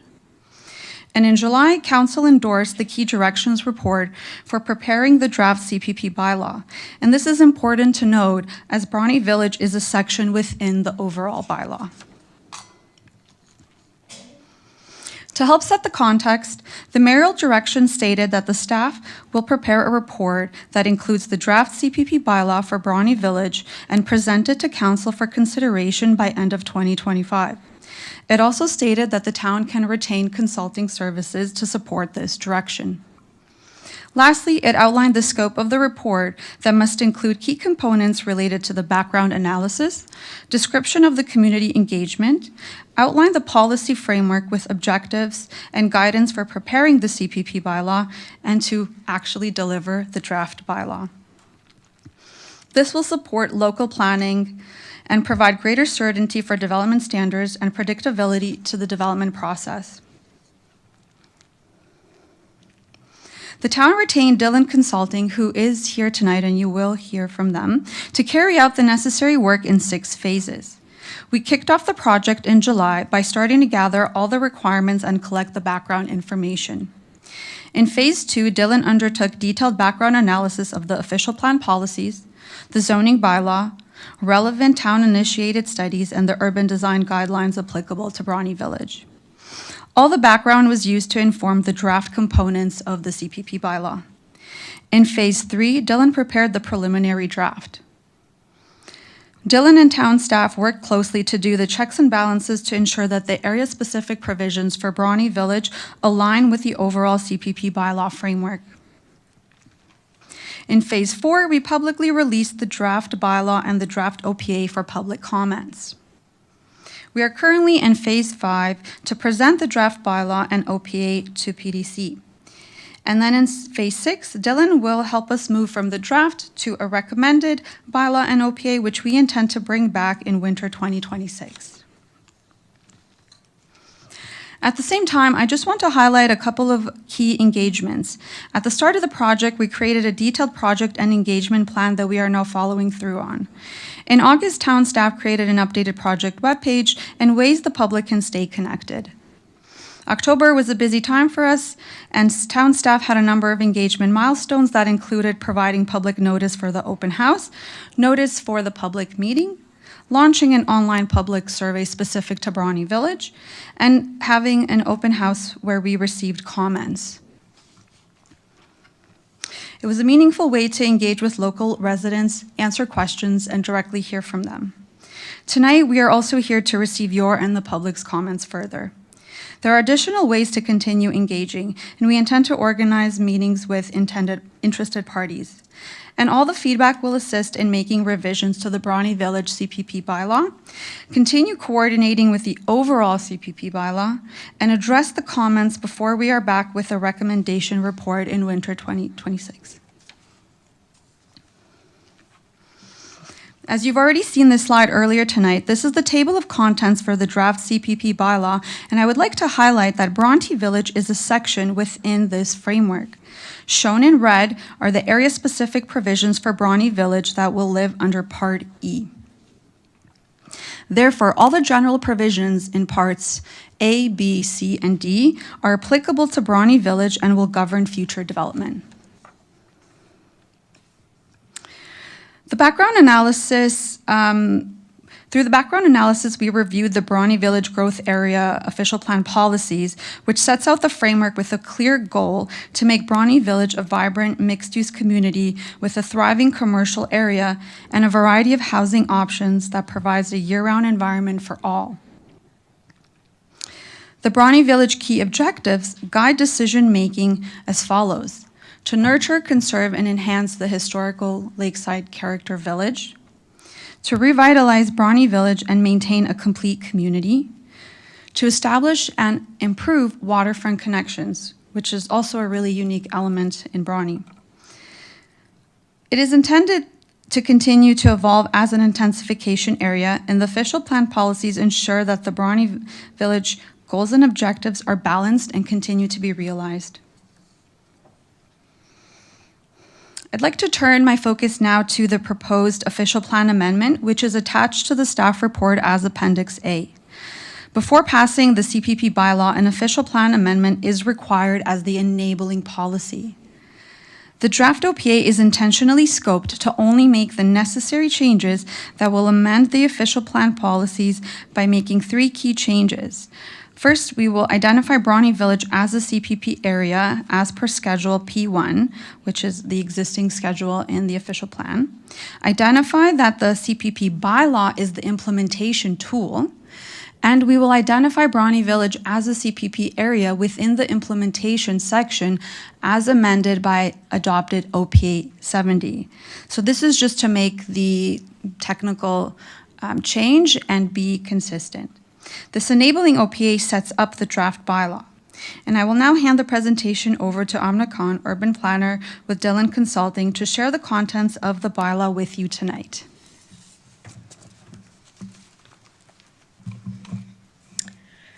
Good evening, members of the public, council, and staff.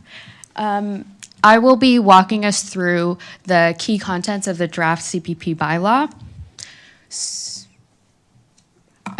The provisions governing Bronte Village in the townwide bylaw, as mentioned earlier, are covered under Part E, Area-Specific Provisions, Section 2, following Midtown Oakville. In total, there are 6 subsections that follow. Firstly, the land use section outlines the 7 zones that the Bronte Village CPP area will fall into. It defines what can be built as a permitted use with or without conditions in each zone. The site layout section outlines development standards and variations to those standards on how a site can be organized. It includes matters such as the placement of buildings on a site, also known as setbacks, active frontage requirements, pedestrian connections, urban design elements for gateways and view corridors, as well as heritage preservation. The built form section outlines standards on the size and or density of buildings on a site and it includes matters such as minimum or maximum building heights and stories, minimum first story heights, and maximum net floor areas and densities. The community benefits section of the bylaw provides the framework for securing public benefits from new developments. The site-specific special provisions carries over all site-specific amendments to zoning bylaw 2014-014. And finally, the schedules provide a visual representation of the CPP bylaw area, the delineated zones, and reference numbers to the specific provisions. So the CPP bylaw area takes into account lands that meet the approved development objectives and policies for Bronte Village in the official plan. These lands are divided into medium and high density residential, Main Street 1, Main Street 2, urban core, parks and open space, as well as utilities.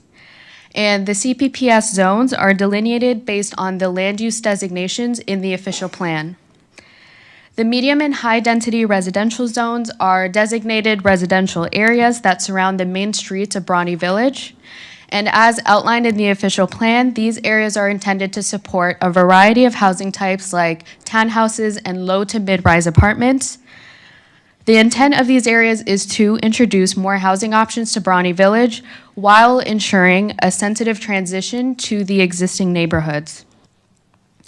The Main Street 1 and Main Street 2 zones are designated lands of the primary commercial streets of Bronte Village, like Lakeshore Road West and Bronte Road. And these zones require pedestrian-friendly, low to mid-rise mixed-use buildings with active uses like shops, cafes, and restaurants at street level to create a vibrant Main Street experience. The urban core zone is the key gateway site in the village. It allows for taller mid-rise mixed-use buildings that serve as a landmark and invite a mix of residents and businesses to this central location. The Parks and Open Space Zone protects public areas, and the provisions ensure that these spaces are preserved and enhanced for public enjoyment. And finally, the Utility Zone is applied to lands that house public services, including infrastructure.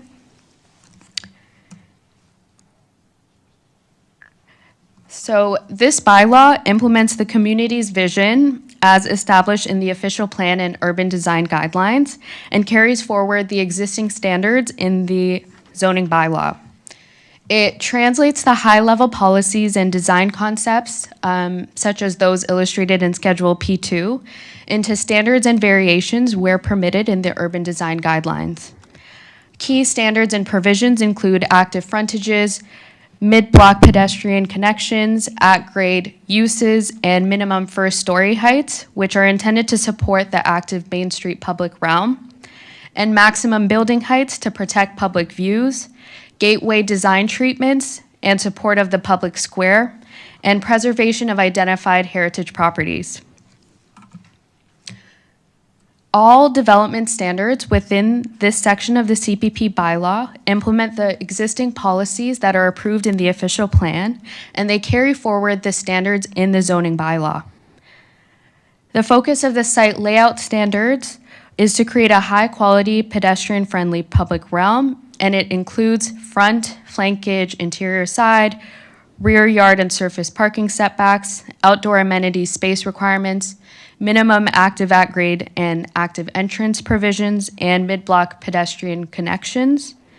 The focus of the built form standards is to ensure that buildings contribute positively to Bronte Village's lakeside village character, and it controls the minimum and maximum heights, first story height requirements, maximum net floor areas, and densities.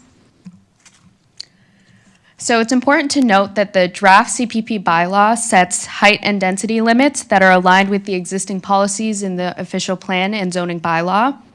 The higher building heights are maintained along the main streets, such as Lakeshore Road West and Bronte Road, and lower building heights are maintained on the edges of established neighborhoods, with the built forward requiring a transition to the adjacent low-rise neighborhoods.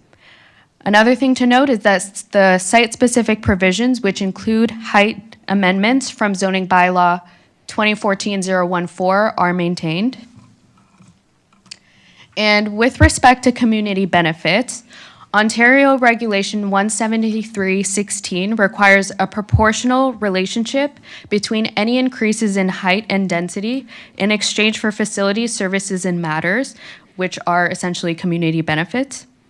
Since Bronte Village does not permit additional heights beyond the maximum heights prescribed in this CPP bylaw, we cannot satisfy this requirement of OREG 173-16 for providing that proportional relationship between increased height or density for community benefits.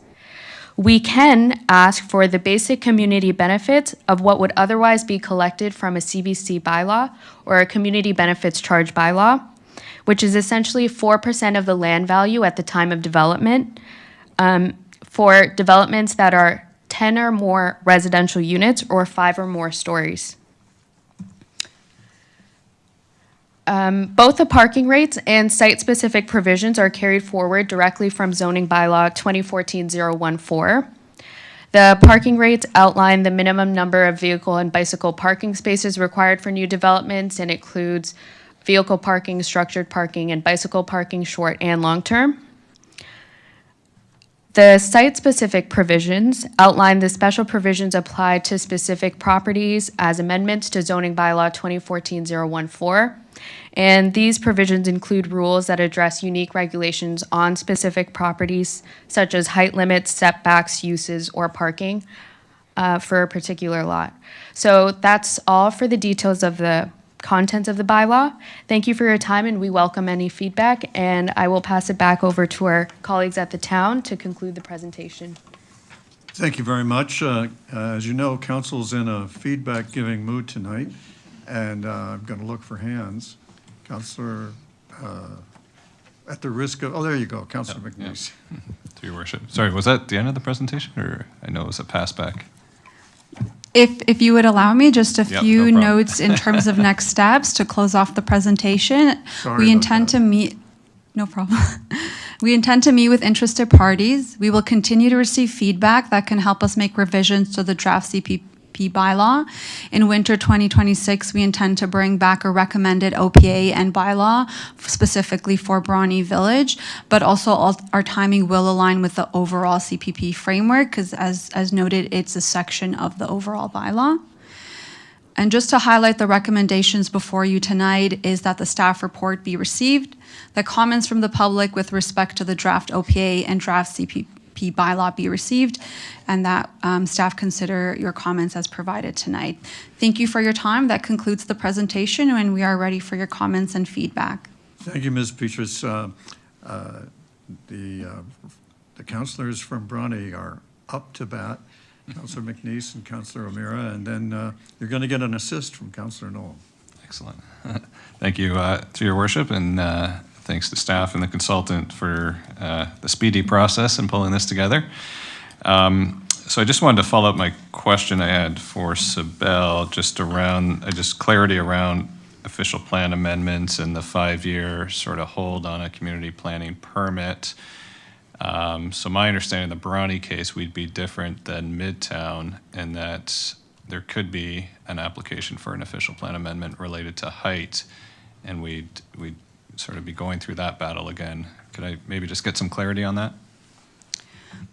Through you, Mayor, to the councillor, we do want to clarify that the Act does prevent amendments to the OP and the bylaw together, so it wouldn't allow it, and I could turn it over to my colleagues at Dillon if they'd like to add more. We do have Chun Chu, who's a senior planner with Dillon Consulting, and could elaborate. Thank you for your question. And I will echo what Sibel had talked about when she was up here, which is that the provincial regulation prevents the OP and CPP bylaw being amended after it is approved and adopted for 5 years. And so there is a 5-year freeze, and past the 5-year, then an applicant can come in and make amendment to the CPP bylaw or the policies relating to the CPP system. Okay, so same scenario as Midtown is what I'm hearing. Okay, thanks for that clarity. Just around community engagement, we're happy to hear that there's more planned. I know we had a few eager residents at Town Hall, I think last week or the week before. I think Sean and I's request would be future engagement be in Bronte Village. We've got a church or a Legion or something. It's just we're kind of the way far the other end of town. Sometimes it's hard to get folks out at Town Hall, though we have a few tonight, which I'm happy to see. So if we could just make sure that's in Bronte, and we're happy to help try to get some folks out. Another point, I know we did get a letter of feedback from the Residents Association, but they were not able to attend tonight, but just want to make sure that's going to go on the register and that, and in your follow-up report, there'll be some answers to some of the points they brought up as well. That's Through you, Mayor, to the councillor, yes, we will come back at time of recommendation report with a summary of all the feedback we heard, and that will capture a more comprehensive picture. We did receive feedback, obviously, through the open house on October 22nd, so that gave us a snapshot of some of it. But we do have a survey that is open, and we are still receiving comments, so we hope for a more, comprehensive feedback. That way we can more accurately address those comments in the future. okay, and related to sort of, I know we're sort of pulling in Schedule P1 from the official plan. Is that sort of that's where the Main Street 1 and 2 and urban core is and stuff. So the place, if we wanted to revisit things on there, the place to do that is when we open up the official plans the next year or two through our conformity process. That's the place to talk about that. I just want to confirm that and make it known. Through you, Mayor, to the councillor, it would have to happen through official plan review process that would look at, schedules and policies more comprehensively. And definitely that schedule was the inspiration for the zones. It is aligned with what we have there currently, mainly because the framework through the official plan is strong. We feel it is striking that balance between protecting the character of Bronte Village that is unique and special, but also balancing it with a development that can go in the appropriate locations. So it made sense to maintain those areas that are defined currently as Main Street 1, Main Street 2, and urban core. So yes. Okay. And just speaking about urban core, so on the map that was pulled up, just want to make sure I understand it correctly, it looks like the urban core was outlined at a site that's already built. So that's the only urban core site is what we're saying. Or, I guess that's what it already is in the map. Through the mayor, yes, that's correct. It is just one urban core area, and it is an existing built development. Okay.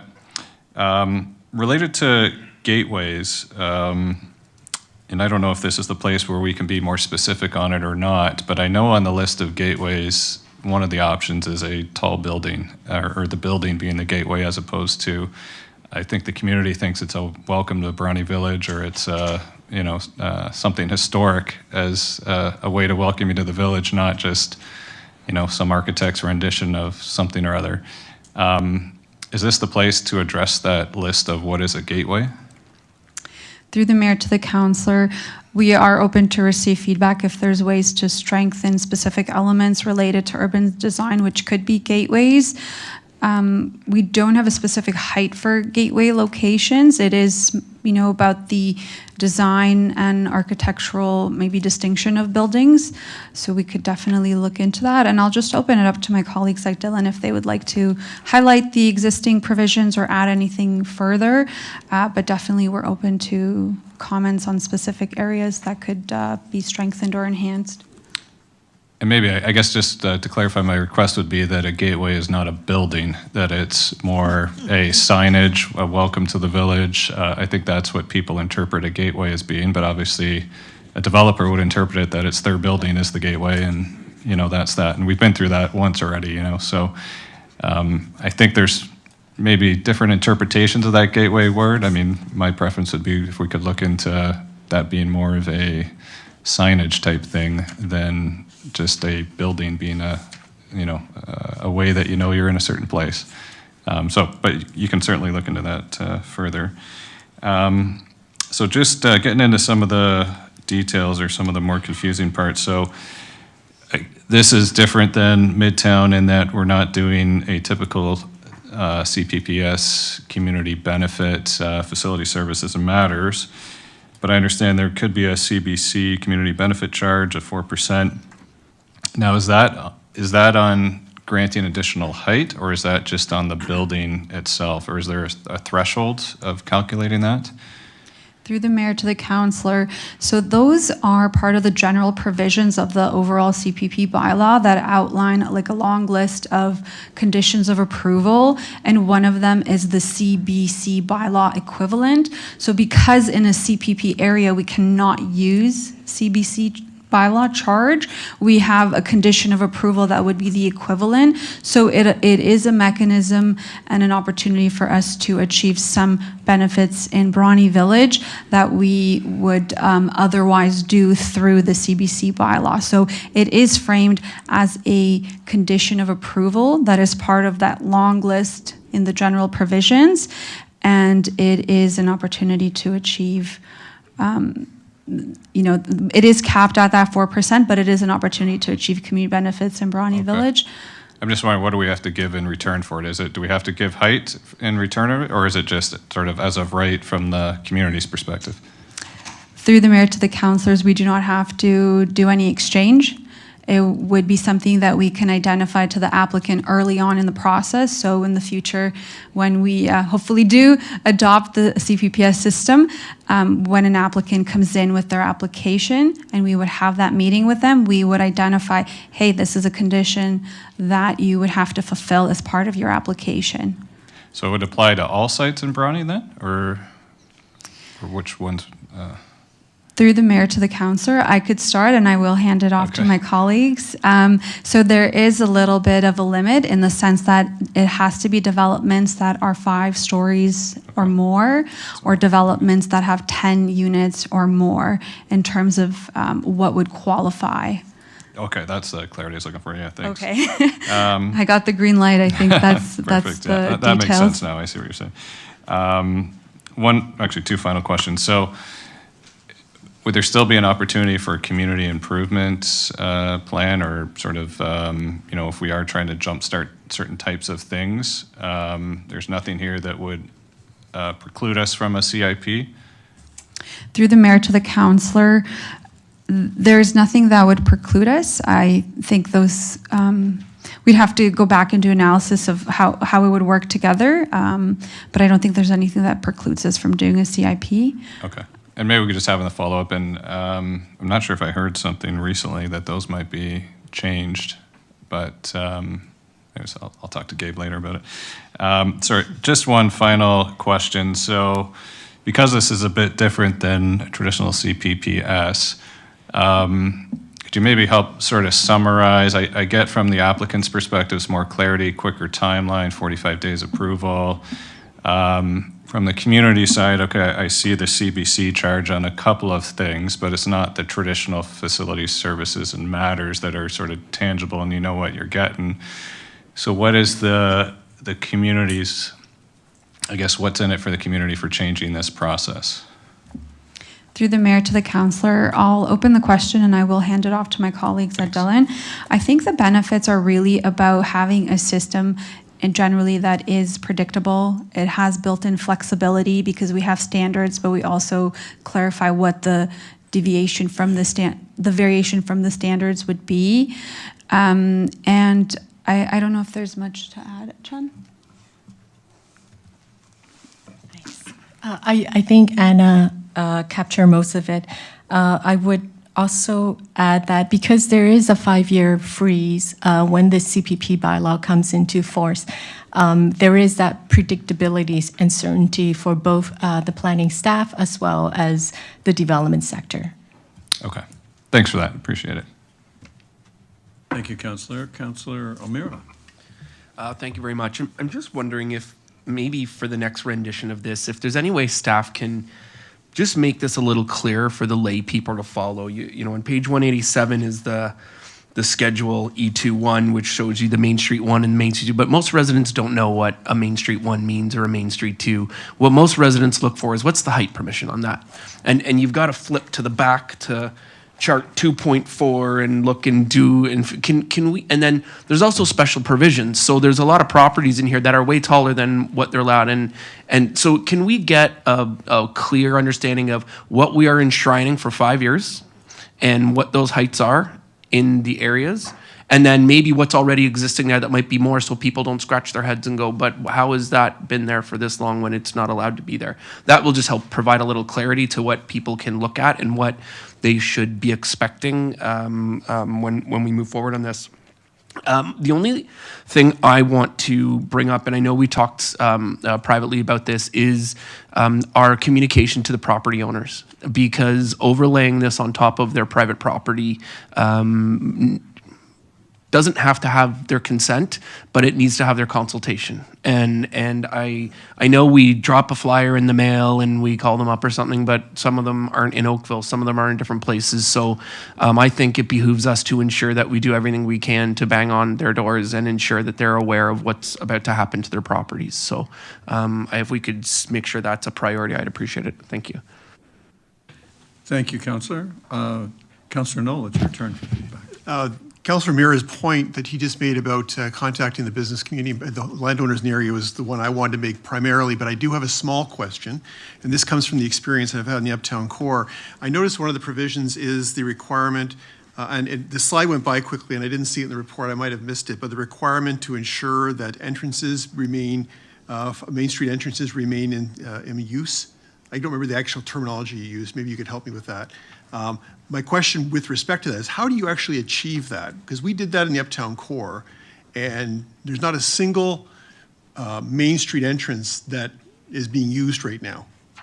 Many of the buildings have 2 entrances and by design, and all of them are using the Main Street entrance as their garbage door and their parking lot entrance as their main entrance. We were never able to achieve that goal. How can you legislatively achieve that in this? So once a tenant or an owner gets in those units, they don't just turn around and change it all? Because there was no teeth in Oak Park, so I'm just curious how you'd be doing that in Bronte. Through the mayor to the councillor, so we do have the specific standards that would require that. So that would be the main mechanism that clarifies what the rules are. We're definitely open to feedback if there's additional ways to strengthen those elements, and I could turn it over to Dylan if they'd like to provide more comments on those specific provisions. There's so much we could do in terms of design and working with the proponents to design it in a way that is pedestrian friendly and oriented that way. But there is a little element, there are some elements we have limitations on what we can control, which is when a tenant moves in, how they choose to, lock a door and use a different side entrance. Those may be trickier to foresee, but we could definitely do the work up front to ensure it's designed in a pedestrian friendly way with entrances that are abutting public sidewalks and so forth. Thank you. And I would just add that the CPP bylaw provisions for the Bronte Village do require active frontage on primary streets and secondary streets, which are shown on Schedule P2 of the official plan. And what that means is that we require those frontages to be pedestrian friendly, to have a visibility or transparency into the shops or stores that are located on the ground floor, and those uses on the ground floor, particularly on the main primary streets, need to be non-residential uses. So these are retail, commercial, community uses, cultural uses, and also office uses. Well, thanks for that answer. I just hope that my only feedback was to find ways, you should find ways to put real teeth into that, because those requirements were also in the original UCC zoning or secondary planning for the Uptown Core years and years ago, and they were just basically never able to enforce them. So I think it would be useful to actually maybe look at that example and try to find ways to enforce it, because when you end up with your Main Street entrances being garbage doors, you really kill the animation of those streetscapes. So I think that'd be a really important thing to have a look at. So thank you. Thank you, Counselor. More feedback. Counselor Hazlitt-Thiel. Thank you. Thank you for your speedy creation of the plan. I just wanted to clarify, so the zoning that's currently in place is what you have mirrored in the CPPS for Bronte. Did I understand that correctly? Through the mayor to the councillor, yes, that is correct. We are carrying the zoning bylaw provisions forward and putting it into the CPP kind of package, which is the CPP bylaw. And it's also intended that way so that there's familiarity and predictability of what's there permitted now and what will be through this new system. So I like that phrase, predictable. If a resident wanted or was suggesting a zoning change, so for example, the number of parking spaces relative to a retirement home or other zoning pieces, is that something that could be changed in the CPP, or is it out of scope? Through the mayor to the councillor, if I may just clarify your question, are you referring to changing like the parking standards on a specific like residential property? So for example, a retirement community, there's a formula that, you know, somebody's come up with. It never recognizes how many family members really are coming to visit. But if, I'm really asking generically, if somebody has identified that a zoning requirement currently in place may benefit from being modified, is that within scope as you go through the community consultation? Through the mayor, in terms of as one specific example, in terms of parking, yes, it is. So we are carrying forward the existing parking regulations, but as part of the variation from the standard, we would allow an applicant to submit like a parking plan, like a parking study that could provide additional information to justify you know, a different, for instance, parking for visitors. So that is within the scope of the CPP bylaw.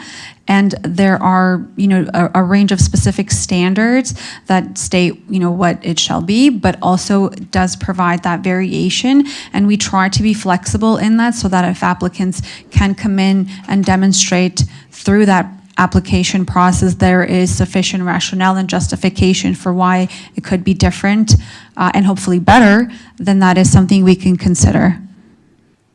Okay, so that was helpful to me. I just want to clarify, as you are now asking the public to look closer at the CPP, if they feel the standard should change, is that within scope?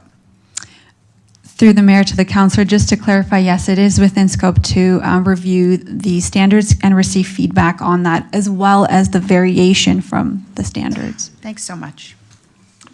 Thank you, Councillor. Councillor McNeice. Thank you, through your worship.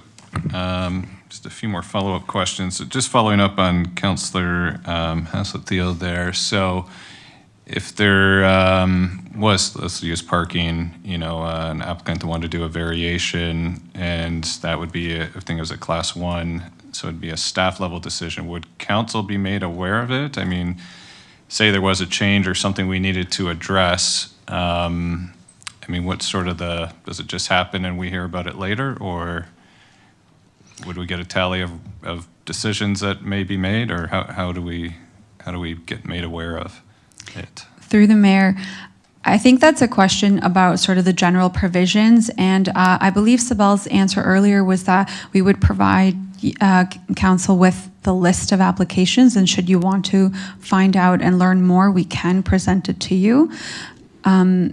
And I don't know if our director Gabe would like to add any clarification, but I think just the general approach would be that we would let you know of the list of applications, and then we can provide further details if you want to know more, if you know or anticipate parking to be a concern or an issue on a specific site. Okay, I think I saw a nod from Gabe, yeah, okay. So, and we talked about this in Midtown a bit as well, so the consultations on developments, I mean, that would be a class 4. So it sounds like there may be an option to kick it to council, but that's going to significantly delay the process. So it would be sort of on a case-by-case basis, is what I'm hearing? Through the mayor, it would be on a case-by-case basis. We definitely need to meet that 45-day window for reviewing and making a decision on an application. So that is a requirement as part of the CPP process. That was 45 days for review and a decision. Okay. And then further to Councillor Mara's point that the maps and the charts, combining them is a little complicated, and I know we don't have a lot of time, but if there's a way for the next consultation, if it could be flipped into a visual so people can almost I just see in sort of building blocks, what's the min-max, and it's, 4 blocks or whatever it is along Bronte there. I think that's what people want to know. And, I think that would just be helpful so that we don't have to interpret Main Street 1, 2, Urban Core, all these things. If possible, I know time's a crunch, or it's a time crunch. Related to setbacks, or sorry, step backs. So going up, 2 stories, 3 stories, or 4, and coming back, it used to be sort of 9 or 10 feet. Now it seems like it's 9 or 10 inches. They step back, going up. Is there any teeth we can add through the bylaw that, the intention of the step back is so that you can still get daylight and better airflow and things like that? We've got a 6-story going up right now, and the step back's like a foot or 2, and it really doesn't make a difference. Is there any teeth to step backs we can put in this bylaw, or? Through the mayor to the councillor, I'll open it up and then I'll hand it off to my colleagues. We do have an opportunity to look at that. And I just wanted to note that there are obviously site-specific provisions. So maybe some of the sites we're thinking have got those exceptions, which is why it's so low, but the general standards, would be maintained, and hopefully there would be an appropriate step back that is kind of comfortable in human scale and gives that right kind of feel to Bronte Village. I'll hand it over to my colleagues to add more.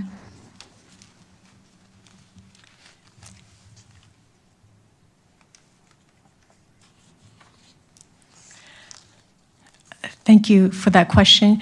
I believe when it comes to step back, we do rely on the urban design guideline to provide that. And typically, step backs occur after the podium, and usually it's after the 4th story. And usually how it works is that the step back is following the 45-degree angular plane between the share lot line of the proposed development and a lower built form. And so there is opportunity to revisit the language regarding step back if that is something that council want to explore. So we will take that into consideration. Okay, thank you. One other point, just what Councillor Knoll brought up was a good point there. And one thing I've noticed just in a recent building, I mean, it's not just this trying to use the retail doors as amenity space.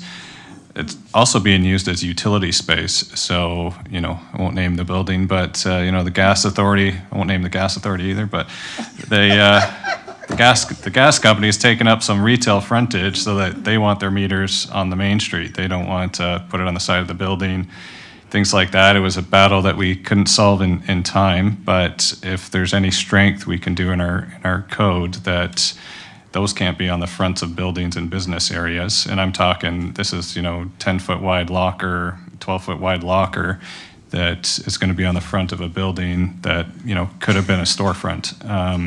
So it takes up a significant amount of space, and the electrical authority could do that as well, I suppose, if they wanted to. So if we can just be conscious of that, because we've got a real example of it now. And if there's any more teeth that we can provide to prevent that and make it either go underground or on the side or something else, gets it off the main street.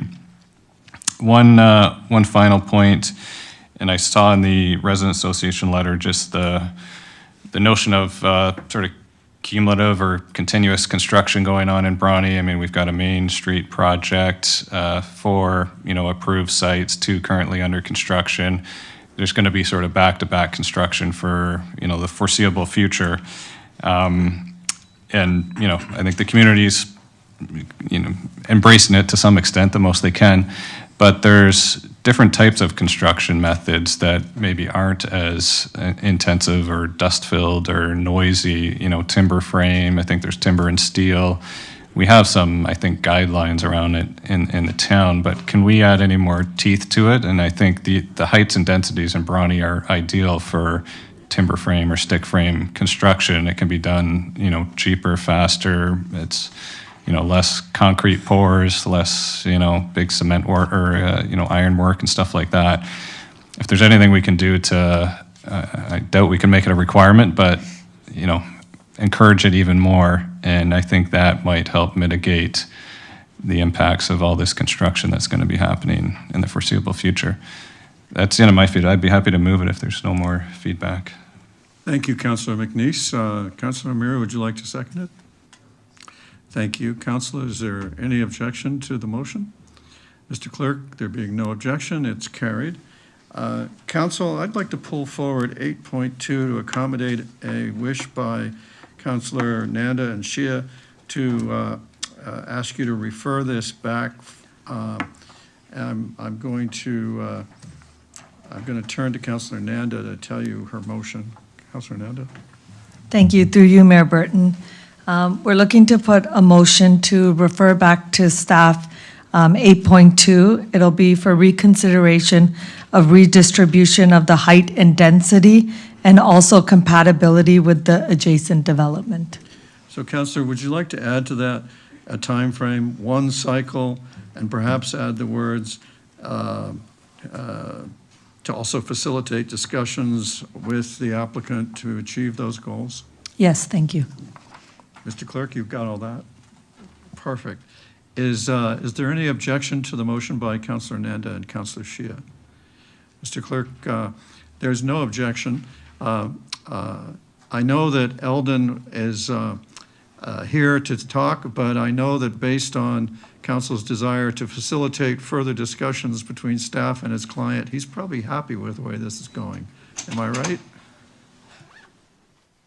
He's smiling like he's right, and he's not protesting. We're going to take that for yes, and I declare the matter carried. All right, Council, you've been working for 2.5 hours, and we have one item left, which is the employment area review preliminary directions, options and directions study report. And I think you've earned a bio break. And so I'll call you back at 9 p.m. You have 8 minutes to get comfortable. All right, I'm calling council back into order. It's 9 p.m.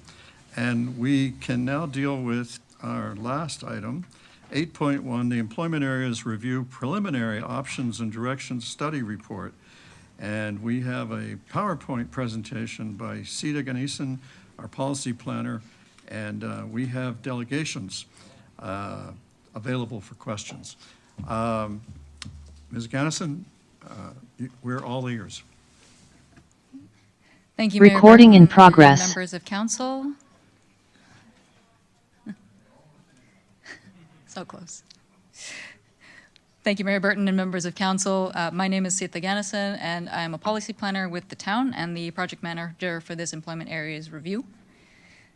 The purpose of this report is to present preliminary options and directions for policy updates to the town's employment areas following changes to the provincial planning framework. The directions from this employment areas review will inform official plan amendments to bring the town's official plans into conformity and consistency with provincial planning policy. The Province of Ontario introduced the Bill 97, Helping Homebuyers Protecting Tenants Act, on April 6, 2023. Bill 97 proposed various amendments to statutes with respect to housing and development, including a new definition to be added to the Planning Act for areas of employment. This new definition came into effect on October 20th, 2024, along with a new provincial planning statement, 2024. As a result of the change, some lands within the town's employment areas will no longer meet the provincial definition. This puts the protection of the town's employment areas at risk and affects the town's ability to meet its long-term employment needs. The new definitions specifically exclude uses that were previously included in protected employment area designations, those excluded uses being institutional and commercial uses, and office and retail uses that are not associated with manufacturing or warehousing. The town's employment areas are lands delineated for employment uses through Schedule A1 of the Livable Oakville Plan, which are shown here in blue. They are a key component of the town's urban structure. All three of the town's official plans currently permit a range of uses that generate and support employment. Historically, Oakville has been an office community with many office and other types of non-industrial buildings in employment areas. Prior to October 20th, 2024, employment areas were protected because they conformed with the Provincial Policy Statement 2020 and the previous definition of area of employment in the Planning Act. Because the new provincial definitions specifically exclude standalone office, commercial, and institutional uses from areas of employment, but those are permitted within the town's employment areas through the official plans, the town's employment areas do not conform to the new definitions and are no longer protected. Town of Oakville Council adopted official plan amendments 068, 332 as modified, and 333 on October 15th, 2024, to implement the transition provision that was provided for areas of employment in the Planning Act. And the purpose of these OPAs was to preserve the town's protected employment areas pending completion of a comprehensive employment areas review. All three of these interim OPAs were appealed to the Ontario Land Tribunal. Prior to the changes to the Provincial Planning Statement 2024, conversions of employment area lands to other land use designations could only be considered through a municipal comprehensive review. As of the changes, a conversion request for employment areas lands may be submitted at any time through an official plan amendment application. Appeals to the Ontario Land Tribunal on council decisions for these requests are restricted under the Planning Act. The PPS 2024 also changes the language around this process from conversion to removals. The scope of the provincial changes requires an updated comprehensive study of the town of Oakville's employment areas, including current and future market factors and population and employment growth. The town initiated this employment areas review in February 2025. The objectives of this review are to redefine the town's employment areas in the context of the new definition of areas of employment, to consider the urban structure and its planned functions, and to provide options for policy directions. While the provincial definitions have changed, they do not affect market and employment trends. The directions provided by the Employment Areas Review will help to establish a new direction for the town's employment areas that is consistent with the Planning Act and the PPS 2024, while maintaining a sufficient land supply to meet short, medium, and long-term employment growth needs. This project comprises 3 phases. Phase 1 of the Employment Areas Review was completed in June 2025, where the town engaged Watson & Associates, Economists Limited, and WSP Canada as the consultants for the study. As part of this phase, the town released a background facts report and hosted a round of public engagement that informed these preliminary options and directions. In Phase 2, the consultant team prepared 2 technical reports to assess current and evolving market trends, land use and space requirements, and the local and provincial planning policy context. Phase 2 concludes with this November 3rd preliminary options and directions study report and presentation to Planning and Development Council. A draft official plan amendment to implement the provincial changes and directions of the Employment Areas Review study report will be brought forward in Phase 3, which will commence in late fall 2025. The OPAs that will result from the directions of the Employment Areas Review will build on, strengthen, and replace OPAs 068, 332, and 333. The provincial changes to areas of employment prioritize industrial sectors in protected employment areas. The town of Oakville's economy relies on a diverse employment base that is evolving with market trends, including increased demand for knowledge-based sectors and local serving retail and services. Oakville's target sectors identified for employment growth in the town's employment areas are based on market trends, strategic industry clusters, site and labor force availability, and the Town of Oakville's Economic Development Plan 2025 to 2029. These sectors do not necessarily conform with the new provincial definitions, and their location requirements can vary depending on the nature of the sector and the level of servicing required.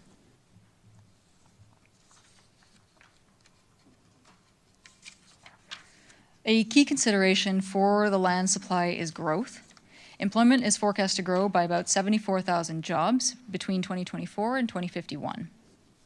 Average employment densities, particularly in the office and commercial sectors, are expected to increase, while industrial sector densities are expected to modestly decline due to their need for larger parcels and their different labor requirements. To accommodate this growth, the town's employment lands will need to be preserved for non-residential uses, for intensification and new development. The diminishing supply of protected employment lands across the Greater Toronto and Hamilton area will increase pressure on remaining vacant employment lands, including in the town of Oakville. A key factor that will influence the growth and competitiveness of the town's economic base is the supply and appropriateness of land for industrial development in the employment areas, and to continue to attract a strong labor force connections to long-term housing needs. The town of Oakville's employment areas host a diverse range of employment uses, including those that conform with the new definitions and those that do not, but that still provide important employment generating and supporting services. These diverse industries have sector-specific and location requirements. The town's employment areas should ensure that flexible, shovel-ready sites of diverse parcel sizes are available to remain competitive, that are also of diverse parcel sizes and accessible to and from transit and other amenities. Preserving serviced employment areas for industries that generate greater employment yields is an ongoing objective for the town. Two of the primary intents of the province of Ontario with Bill 97 were to make more land available for housing and to prioritize protected areas of employment for traditional industrial employment. The 2024 Town of Oakville Growth Analysis Final Report highlighted that the town's greenfield land supply is decreasing as Oakville's built-up area increases. The growth analysis report showed that the town's existing residential and mixed-use lands in the urban structure can support expected population growth, mainly with medium and high-density housing. Existing areas that permit residential can also provide residential infill opportunities. As per the town's housing needs assessment, high-density housing and infill are major priorities for accommodating housing needs. These built forms can provide more housing units over a given area and greater opportunities for affordable housing and rental units than low-density housing. Strategic growth areas are intended to support most future residential development in Oakville. Additional lands that could support this residential development have already been added to strategic growth areas through OPA 34, which aligns with the provincial intent. The town will further meet provincial intent by redefining its employment lands to conform with the new definition of areas of employment. Scope reclassifications for non-residential uses would serve the provincial intent to prioritize industrial employment growth and development in employment areas while continuing to provide opportunities for employment growth in sectors that are not compliant with the new definitions. Scope reclassifications could also serve as a buffer between protected employment areas and sensitive land uses. This could mitigate potential land use compatibility issues as per the PPS 2024 by providing a transition to industrial employment uses. Based on these findings, the study proposes to reclassify some employment lands for non-residential employment uses. For the purposes of this study report and the proposed reclassifications, the following terminology applies. Employment areas are lands protected for employment uses as defined by the Planning Act and the PPS 2024, plus lawfully established uses.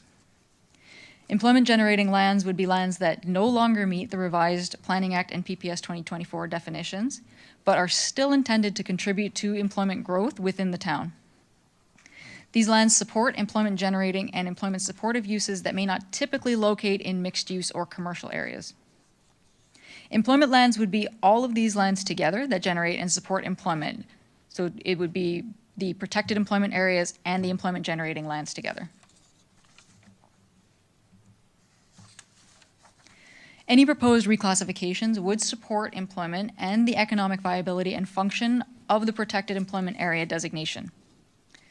The consultant team used land use planning criteria such as contiguity, compatibility, infrastructure access, and employment function to consider where reclassification from employment areas may be most appropriate.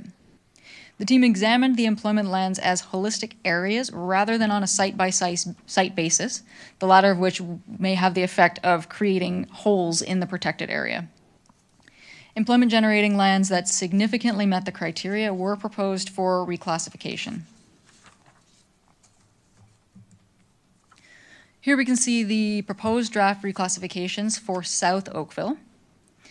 Large and contiguous parcels can accommodate intensive industrial uses, both now with existing sectors and in the future for those emerging sectors.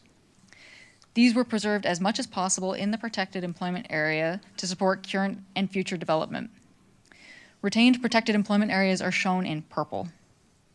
For retained employment areas, uses that are excluded from the new provincial definitions, but were lawfully established prior to October 20th, 2024, may remain as part of a protected employment area as a permitted use, as per the Planning Act, if such a policy is implemented by the town. South Oakville hosts a diverse range of employment uses. Because the lawfully established provision can apply to South Oakville, most of the employment lands are proposed to remain as part of the protected employment area, to maintain their economic viability and function as a fulsome employment ecosystem. Assemblies of mostly excluded uses located on the edge of a protected employment area that could provide a buffer between industrial and sensitive land uses were proposed for reclassification. Employment generating lands, which would be those reclassifications, are shown here in orange. Here we have the proposed draft reclassifications for North Oakville. Large vacant parcels are a key feature of North Oakville that should be maintained and protected against severances and fragmentation to provide shovel-ready lands for industrial development in proximity to major goods-moving corridors such as Highway 407. Based on this, most employment lands in North Oakville are suggested for retention in the protected employment area. Some consideration must be given to supporting a range of employment uses that are now excluded from the provincial definition, but which are still vital to the function of employment lands. These uses cannot be accommodated in employment areas in North Oakville via the lawfully established provision as in South Oakville. To this end, scope reclassifications are suggested in the Northeast. It should be noted that employment generating lands as a buffer or transition would be distinct from the existing transitional area designation in the North Oakville East Secondary Plan. These would be non-residential employment supportive lands reclassified to support the protected employment area.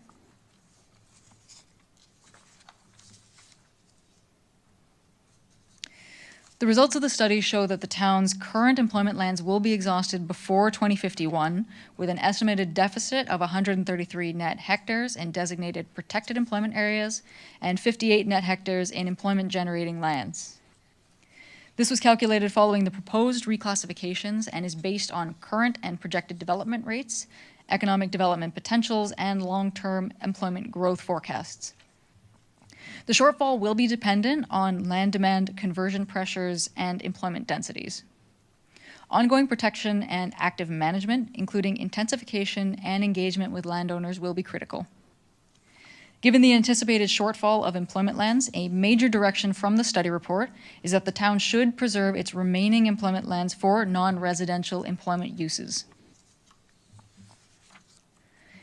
The study resulted in several policy directions and options to implement the changes to the provincial planning policy framework. The town's official plan policies and schedules will be updated. The employment areas delineation on Schedule A1 would be renamed as employment lands, which would comprise employment generating lands and protected employment areas.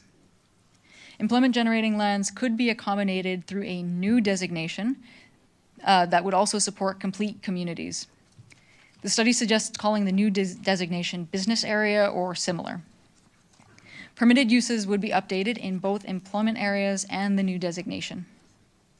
Permitted use policies would include introducing a policy to allow lands occupied by uses within the town's employment areas that are excluded from the new definition of area of employment in the Planning Act to be included in the new protected employment area if the use was lawfully established prior to October 20th, 2024. Other policies that the study recommends include new policies to implement criteria to assess future employment land removal requests that are consistent with the PPS 2024, land use compatibility policies specific to the new employment area and business area designations, encouraging office and mixed-use development in strategic growth areas near major transit station areas to support knowledge-based sectors, promoting the intensification and redevelopment of underutilized employment lands to increase employment densities and improve land use efficiency, and implementing growth monitoring frameworks to track employment land supplies and intensification targets. These directions would support the implementation of provincially mandated changes to the planning framework while allowing for the continued support of the function and growth of the town's employment lands. The rapid changes to the provincial planning framework for protected areas of employment necessitated a comprehensive review of the town's employment areas to ensure consistency and conformity with provincial planning documents while protecting and enhancing the local economy and employment growth. The employment areas review shows that the town is anticipated to have a shortfall of employment lands before 2051. It is therefore paramount that the town maintain its existing employment lands for employment uses while seeking intensification opportunities to remain competitive and open for sustainable economic development.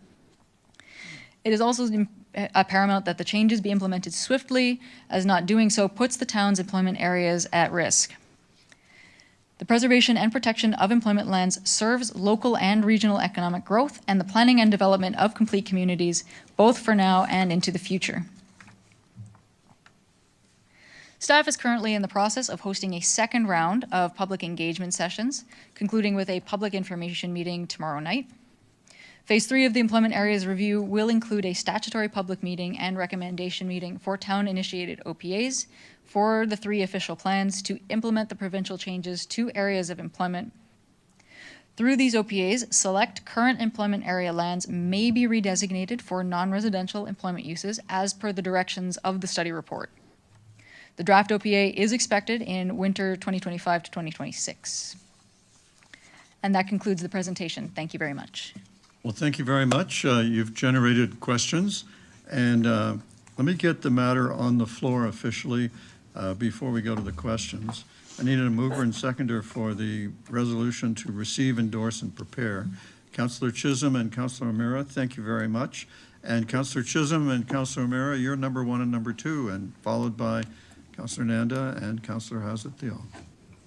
Thank you, Worship. A quick question. Within our inventory calculation of employment lands, has brownfields been included in that calculation? Thank you for the question. Through you, Mayor Burton, yes, the brownfield lands were included. All of the lands that are delineated as employment area in the urban structure were included in this review. Thank you very much. Councillor O'Meara. Thank you. Do we have a sense of what capacity we have of land that's underutilized and underdeveloped? And what, it said we're going to have a deficit by 2051, but if we were to maximize the optimization and redevelopment of those lands that have, were built 70 years ago, where would that factor into our deficit? Through you, Mayor Burton, I'll actually call on our consultants to provide some clarity and some detail around that from the study report. Thank you, through the mayor.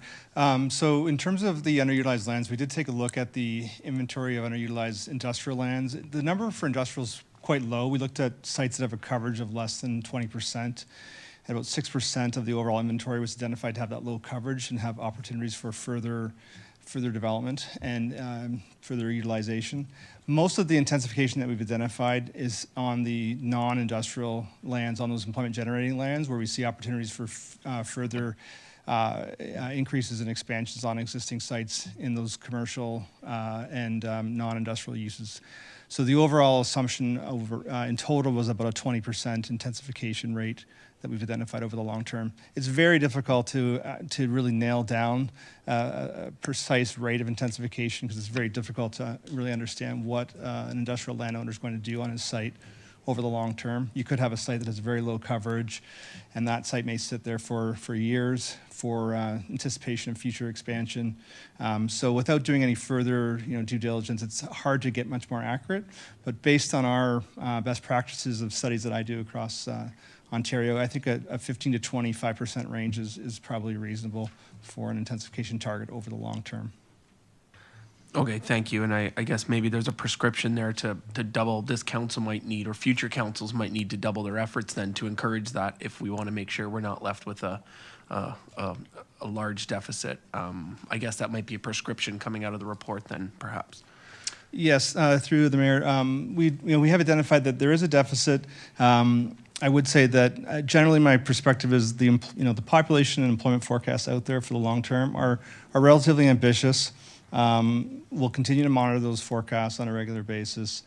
But we have looked at the densities in detail, and we've looked at what we think is a realistic density, and that's the other real critical factor that's going to impact that land use assessment and that deficit over the long term. So if we can make more efforts to intensify, not only on existing sites, but try to encourage higher density uses in newer greenfield areas, and that's going to help mitigate that deficit over the long term. Perfect. Thank you very much. Thank you, Councillor. Councillor Nanda. Thank you. Through you, Mayor Burton. Thank you for the presentation. Just some questions on the transition and buffering, specific to North Oakville, because we've had some concerns and issues in that area. And the area that we're looking at removing, I know we had an earlier conversation that we don't know what it's going to be designated as yet, correct? Through you, Mayor Burton, so the intent with the lands that were shown for removal would be designated under that new designation, where it is intended for those employment generating and supporting uses. What that's exactly going to be called yet, we don't know. Yeah, okay. So you're just going to bring something back or do further studies to see what we want to put there, right? That will be, sorry, through you, Mayor Burton, that will be dealt with through the draft OPA that will be coming forward. Okay. And so my question is also specific to where we're going to be removing those land, but how they're going to be abutting and buffering. One of them was abutting, and the transition was just a local road. Is that going to continue all the way to Trafalgar? Are we still going to have residential north of Burnhamthorpe that's going to abut these employment lands? Through you, Mayor Burton, the only areas that this review is looking at is the current employment districts in North Oakville. We're not going to be looking at the residential areas. So if it's an existing designation that's not employment district, those will be remaining as is. Okay, so then we have to decide how the buffering is going to happen. Yes, because it was kind of unclear how buffering. And then I saw the second location is going to be abutting the new high school. So they're going to be a different designation or transition buffering the school? Through you, Mayor Burton, yes, that's correct. So the employment generating lands are intended to be the excluded uses. So these will be lighter employment uses that are not covered by the new definition. So more of the office, limited service and commercial uses, and institutional that, yes, would be buffering things like high schools and residential areas. Okay, perfect. Thank you. Thank you. And Councillor Haslett-Deal. Thank you. Through you, Mayor Burton. Was there any analysis done on the financial implication of we are reducing the amount of employment lands we have? I understand they'll still be allowed to operate. They still have a place. They're generating employment. But we are reducing the volume of land that meets the classification. Is there any analysis on any financial impact post-2051? Through you, Mayor Burton, that was not addressed through this study. It was out of the scope. Okay, we may want to understand that a little bit going forward.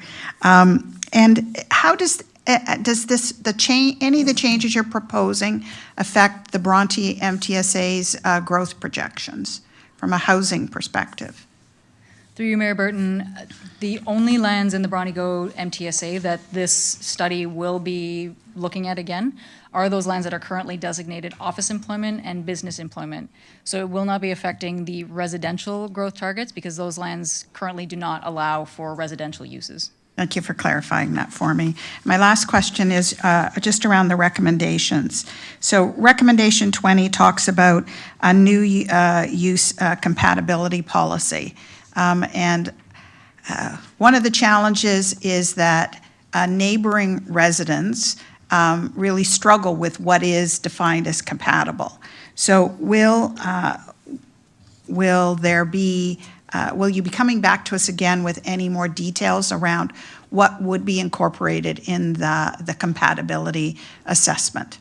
Through you, Mayor Burton, yes, that will be one of the major parts of this draft OPA, will be to flesh out those land use compatibility policies, including criteria. But at this point, we haven't progressed to the stage where we have the details of what those will look like. Thank you. And my last question is, if I own land in Midtown, while we want them to have office and perhaps institutional, is there any site that you would project could have consideration for this protective or industrial warehousing? Through you, Mayor Burton, if the lands are covered by the lawfully established provision, as in the use for the lands was lawfully established prior to October 20th, 2024, it can be protected as part of the employment area. If, however, the use was lawfully established past that date, we can't rely on that provision. So that area of Midtown where we have those employment area designations that are including office and institutional as permitted uses may need to be removed from the protected employment area. Okay, thanks very much. Thank you. Councillor Knoll. Thank you, Worship. I have a question with respect to the assumptions made in the 2051 planning horizon for the deficit of lands. Has there been any calculation or consideration given, and this is going to require taking your crystal ball out of your briefcase, has there been any consideration given to the shifting trade situation we have with the United States and the impacts of how that will potentially put offside, either positively or negatively, our requirements for this sort of land? Through you, Mayor Burton, the larger scale economic context was considered as part of the financial and market analysis report. We didn't get to a detailed level of analysis with respect to international trade, but perhaps I can also call on my colleagues to clarify that point a little bit further if they have anything to add.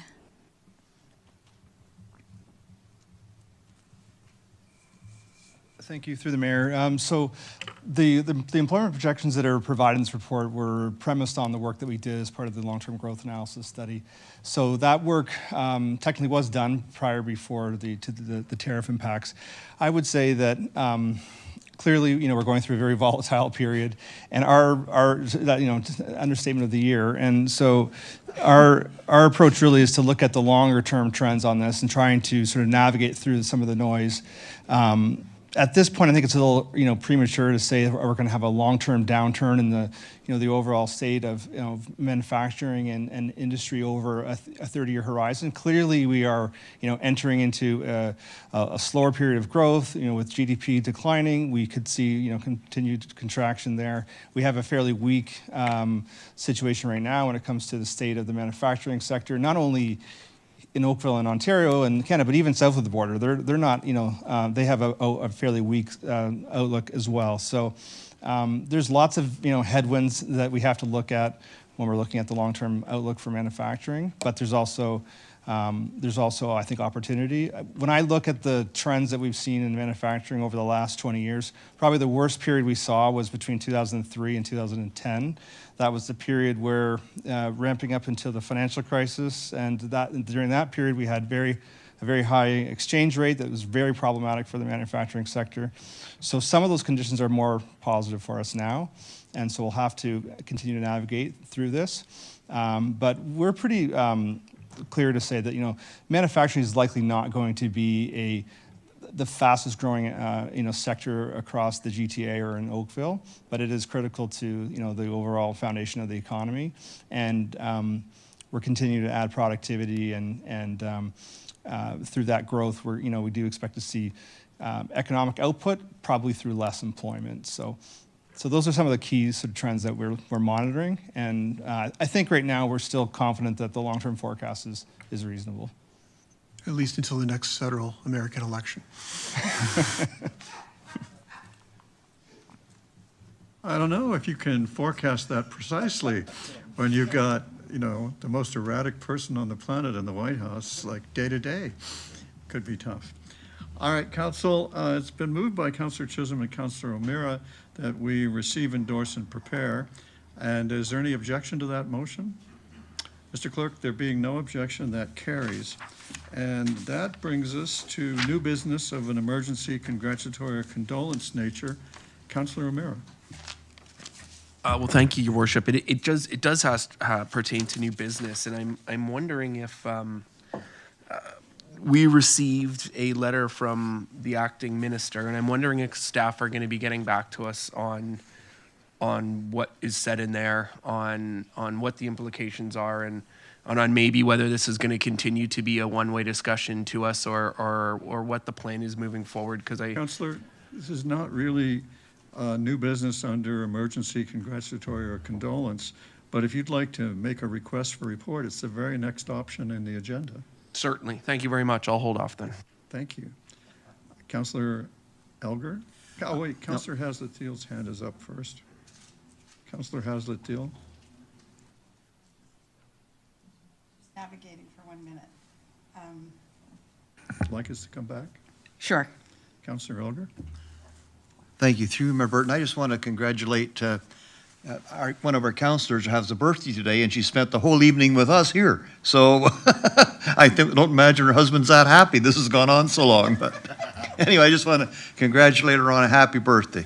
Happy birthday to She heard our voice.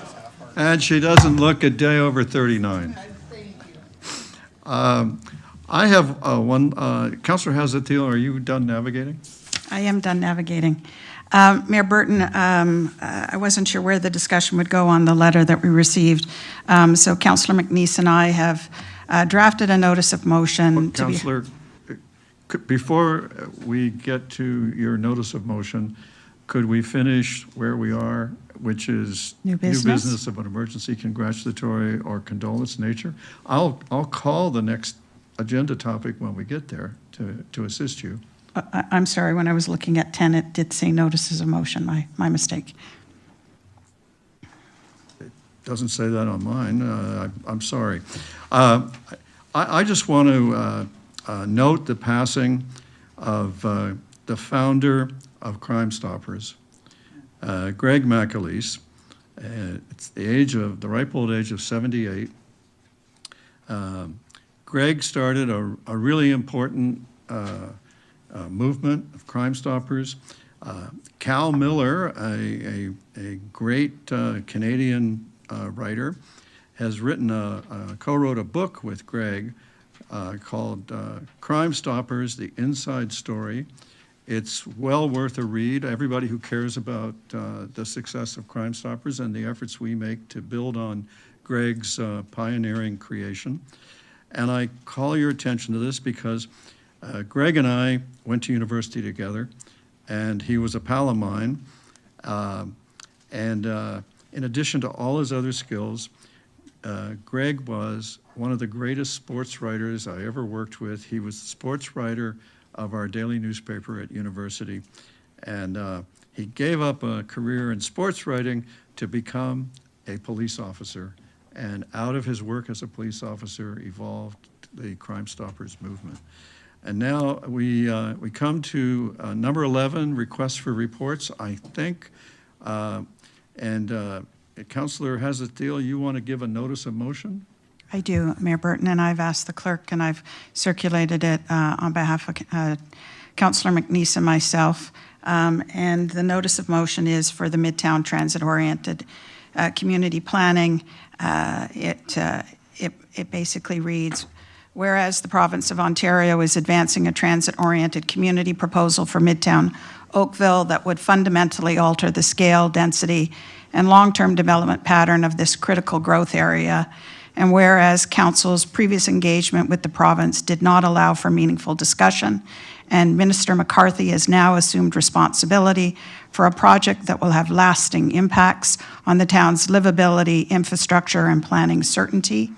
And whereas Midtown Oakville faces significant physical and infrastructure constraints that limit its capacity to absorb the levels of intensification currently being proposed, and the town has repeatedly communicated the need for development to align with the realistic infrastructure investment and sound planning principles.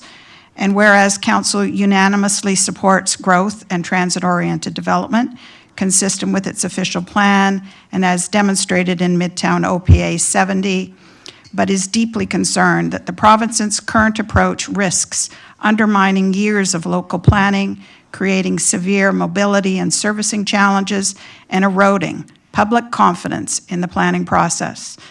And whereas Council believes it is imperative that provincial decision-makers directly engage with the town to understand the local context and consequences before advancing further policy or development decisions affecting Midtown Oakville.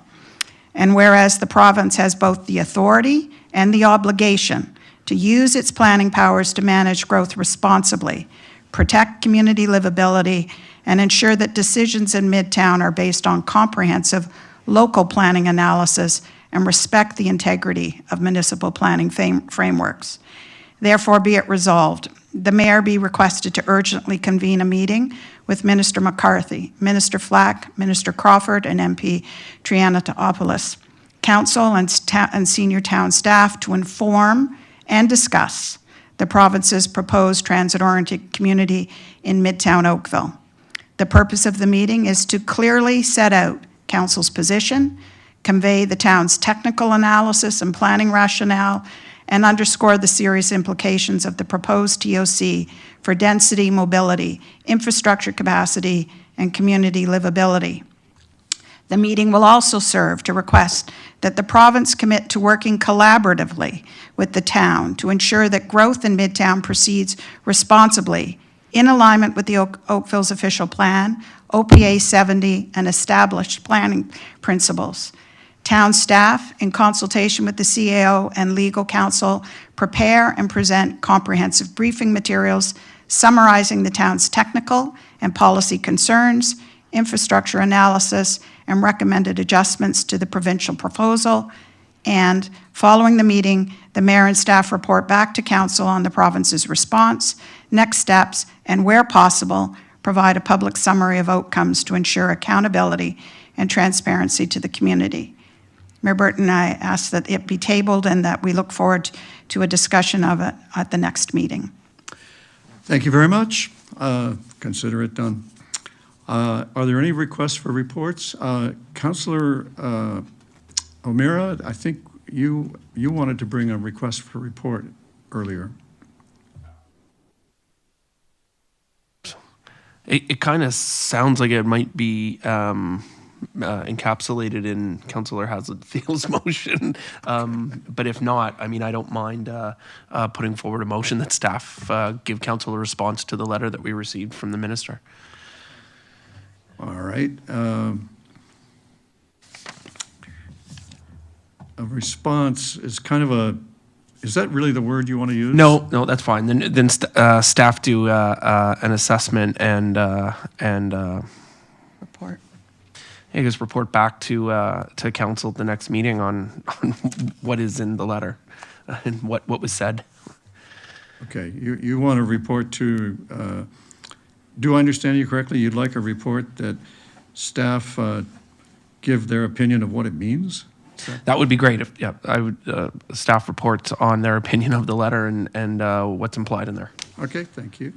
Councillor Hazletteel, are you seconding his request? Sure. All right. Is there any objection to that request? There being none, congratulations, your request is approved.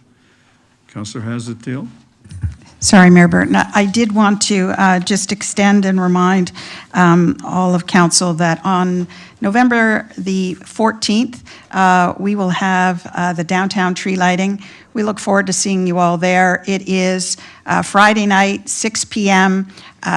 It's a 45-footer, folks. It's going to be magnificent, and in the tradition that we've always held. Downtown's in the heart of all of our neighborhoods. I hope to see you there. Thank you very much for the invitation, Councillor. Shall we pray for snow for the evening? Let's not go too far. I was just going to say. Well, let's get into the Christmas spirit here with if two of you will allow us to consider and read the bylaws. Councillor Longo and Councillor Elgar, thank you. Is there any objection? Mr. Clerk, unbelievably, there's no objection. And the bylaws are considered, read, and passed. That completes the work of our meeting before the witching hour. It's been terrific working with you, and I look forward to the next opportunity. Good night.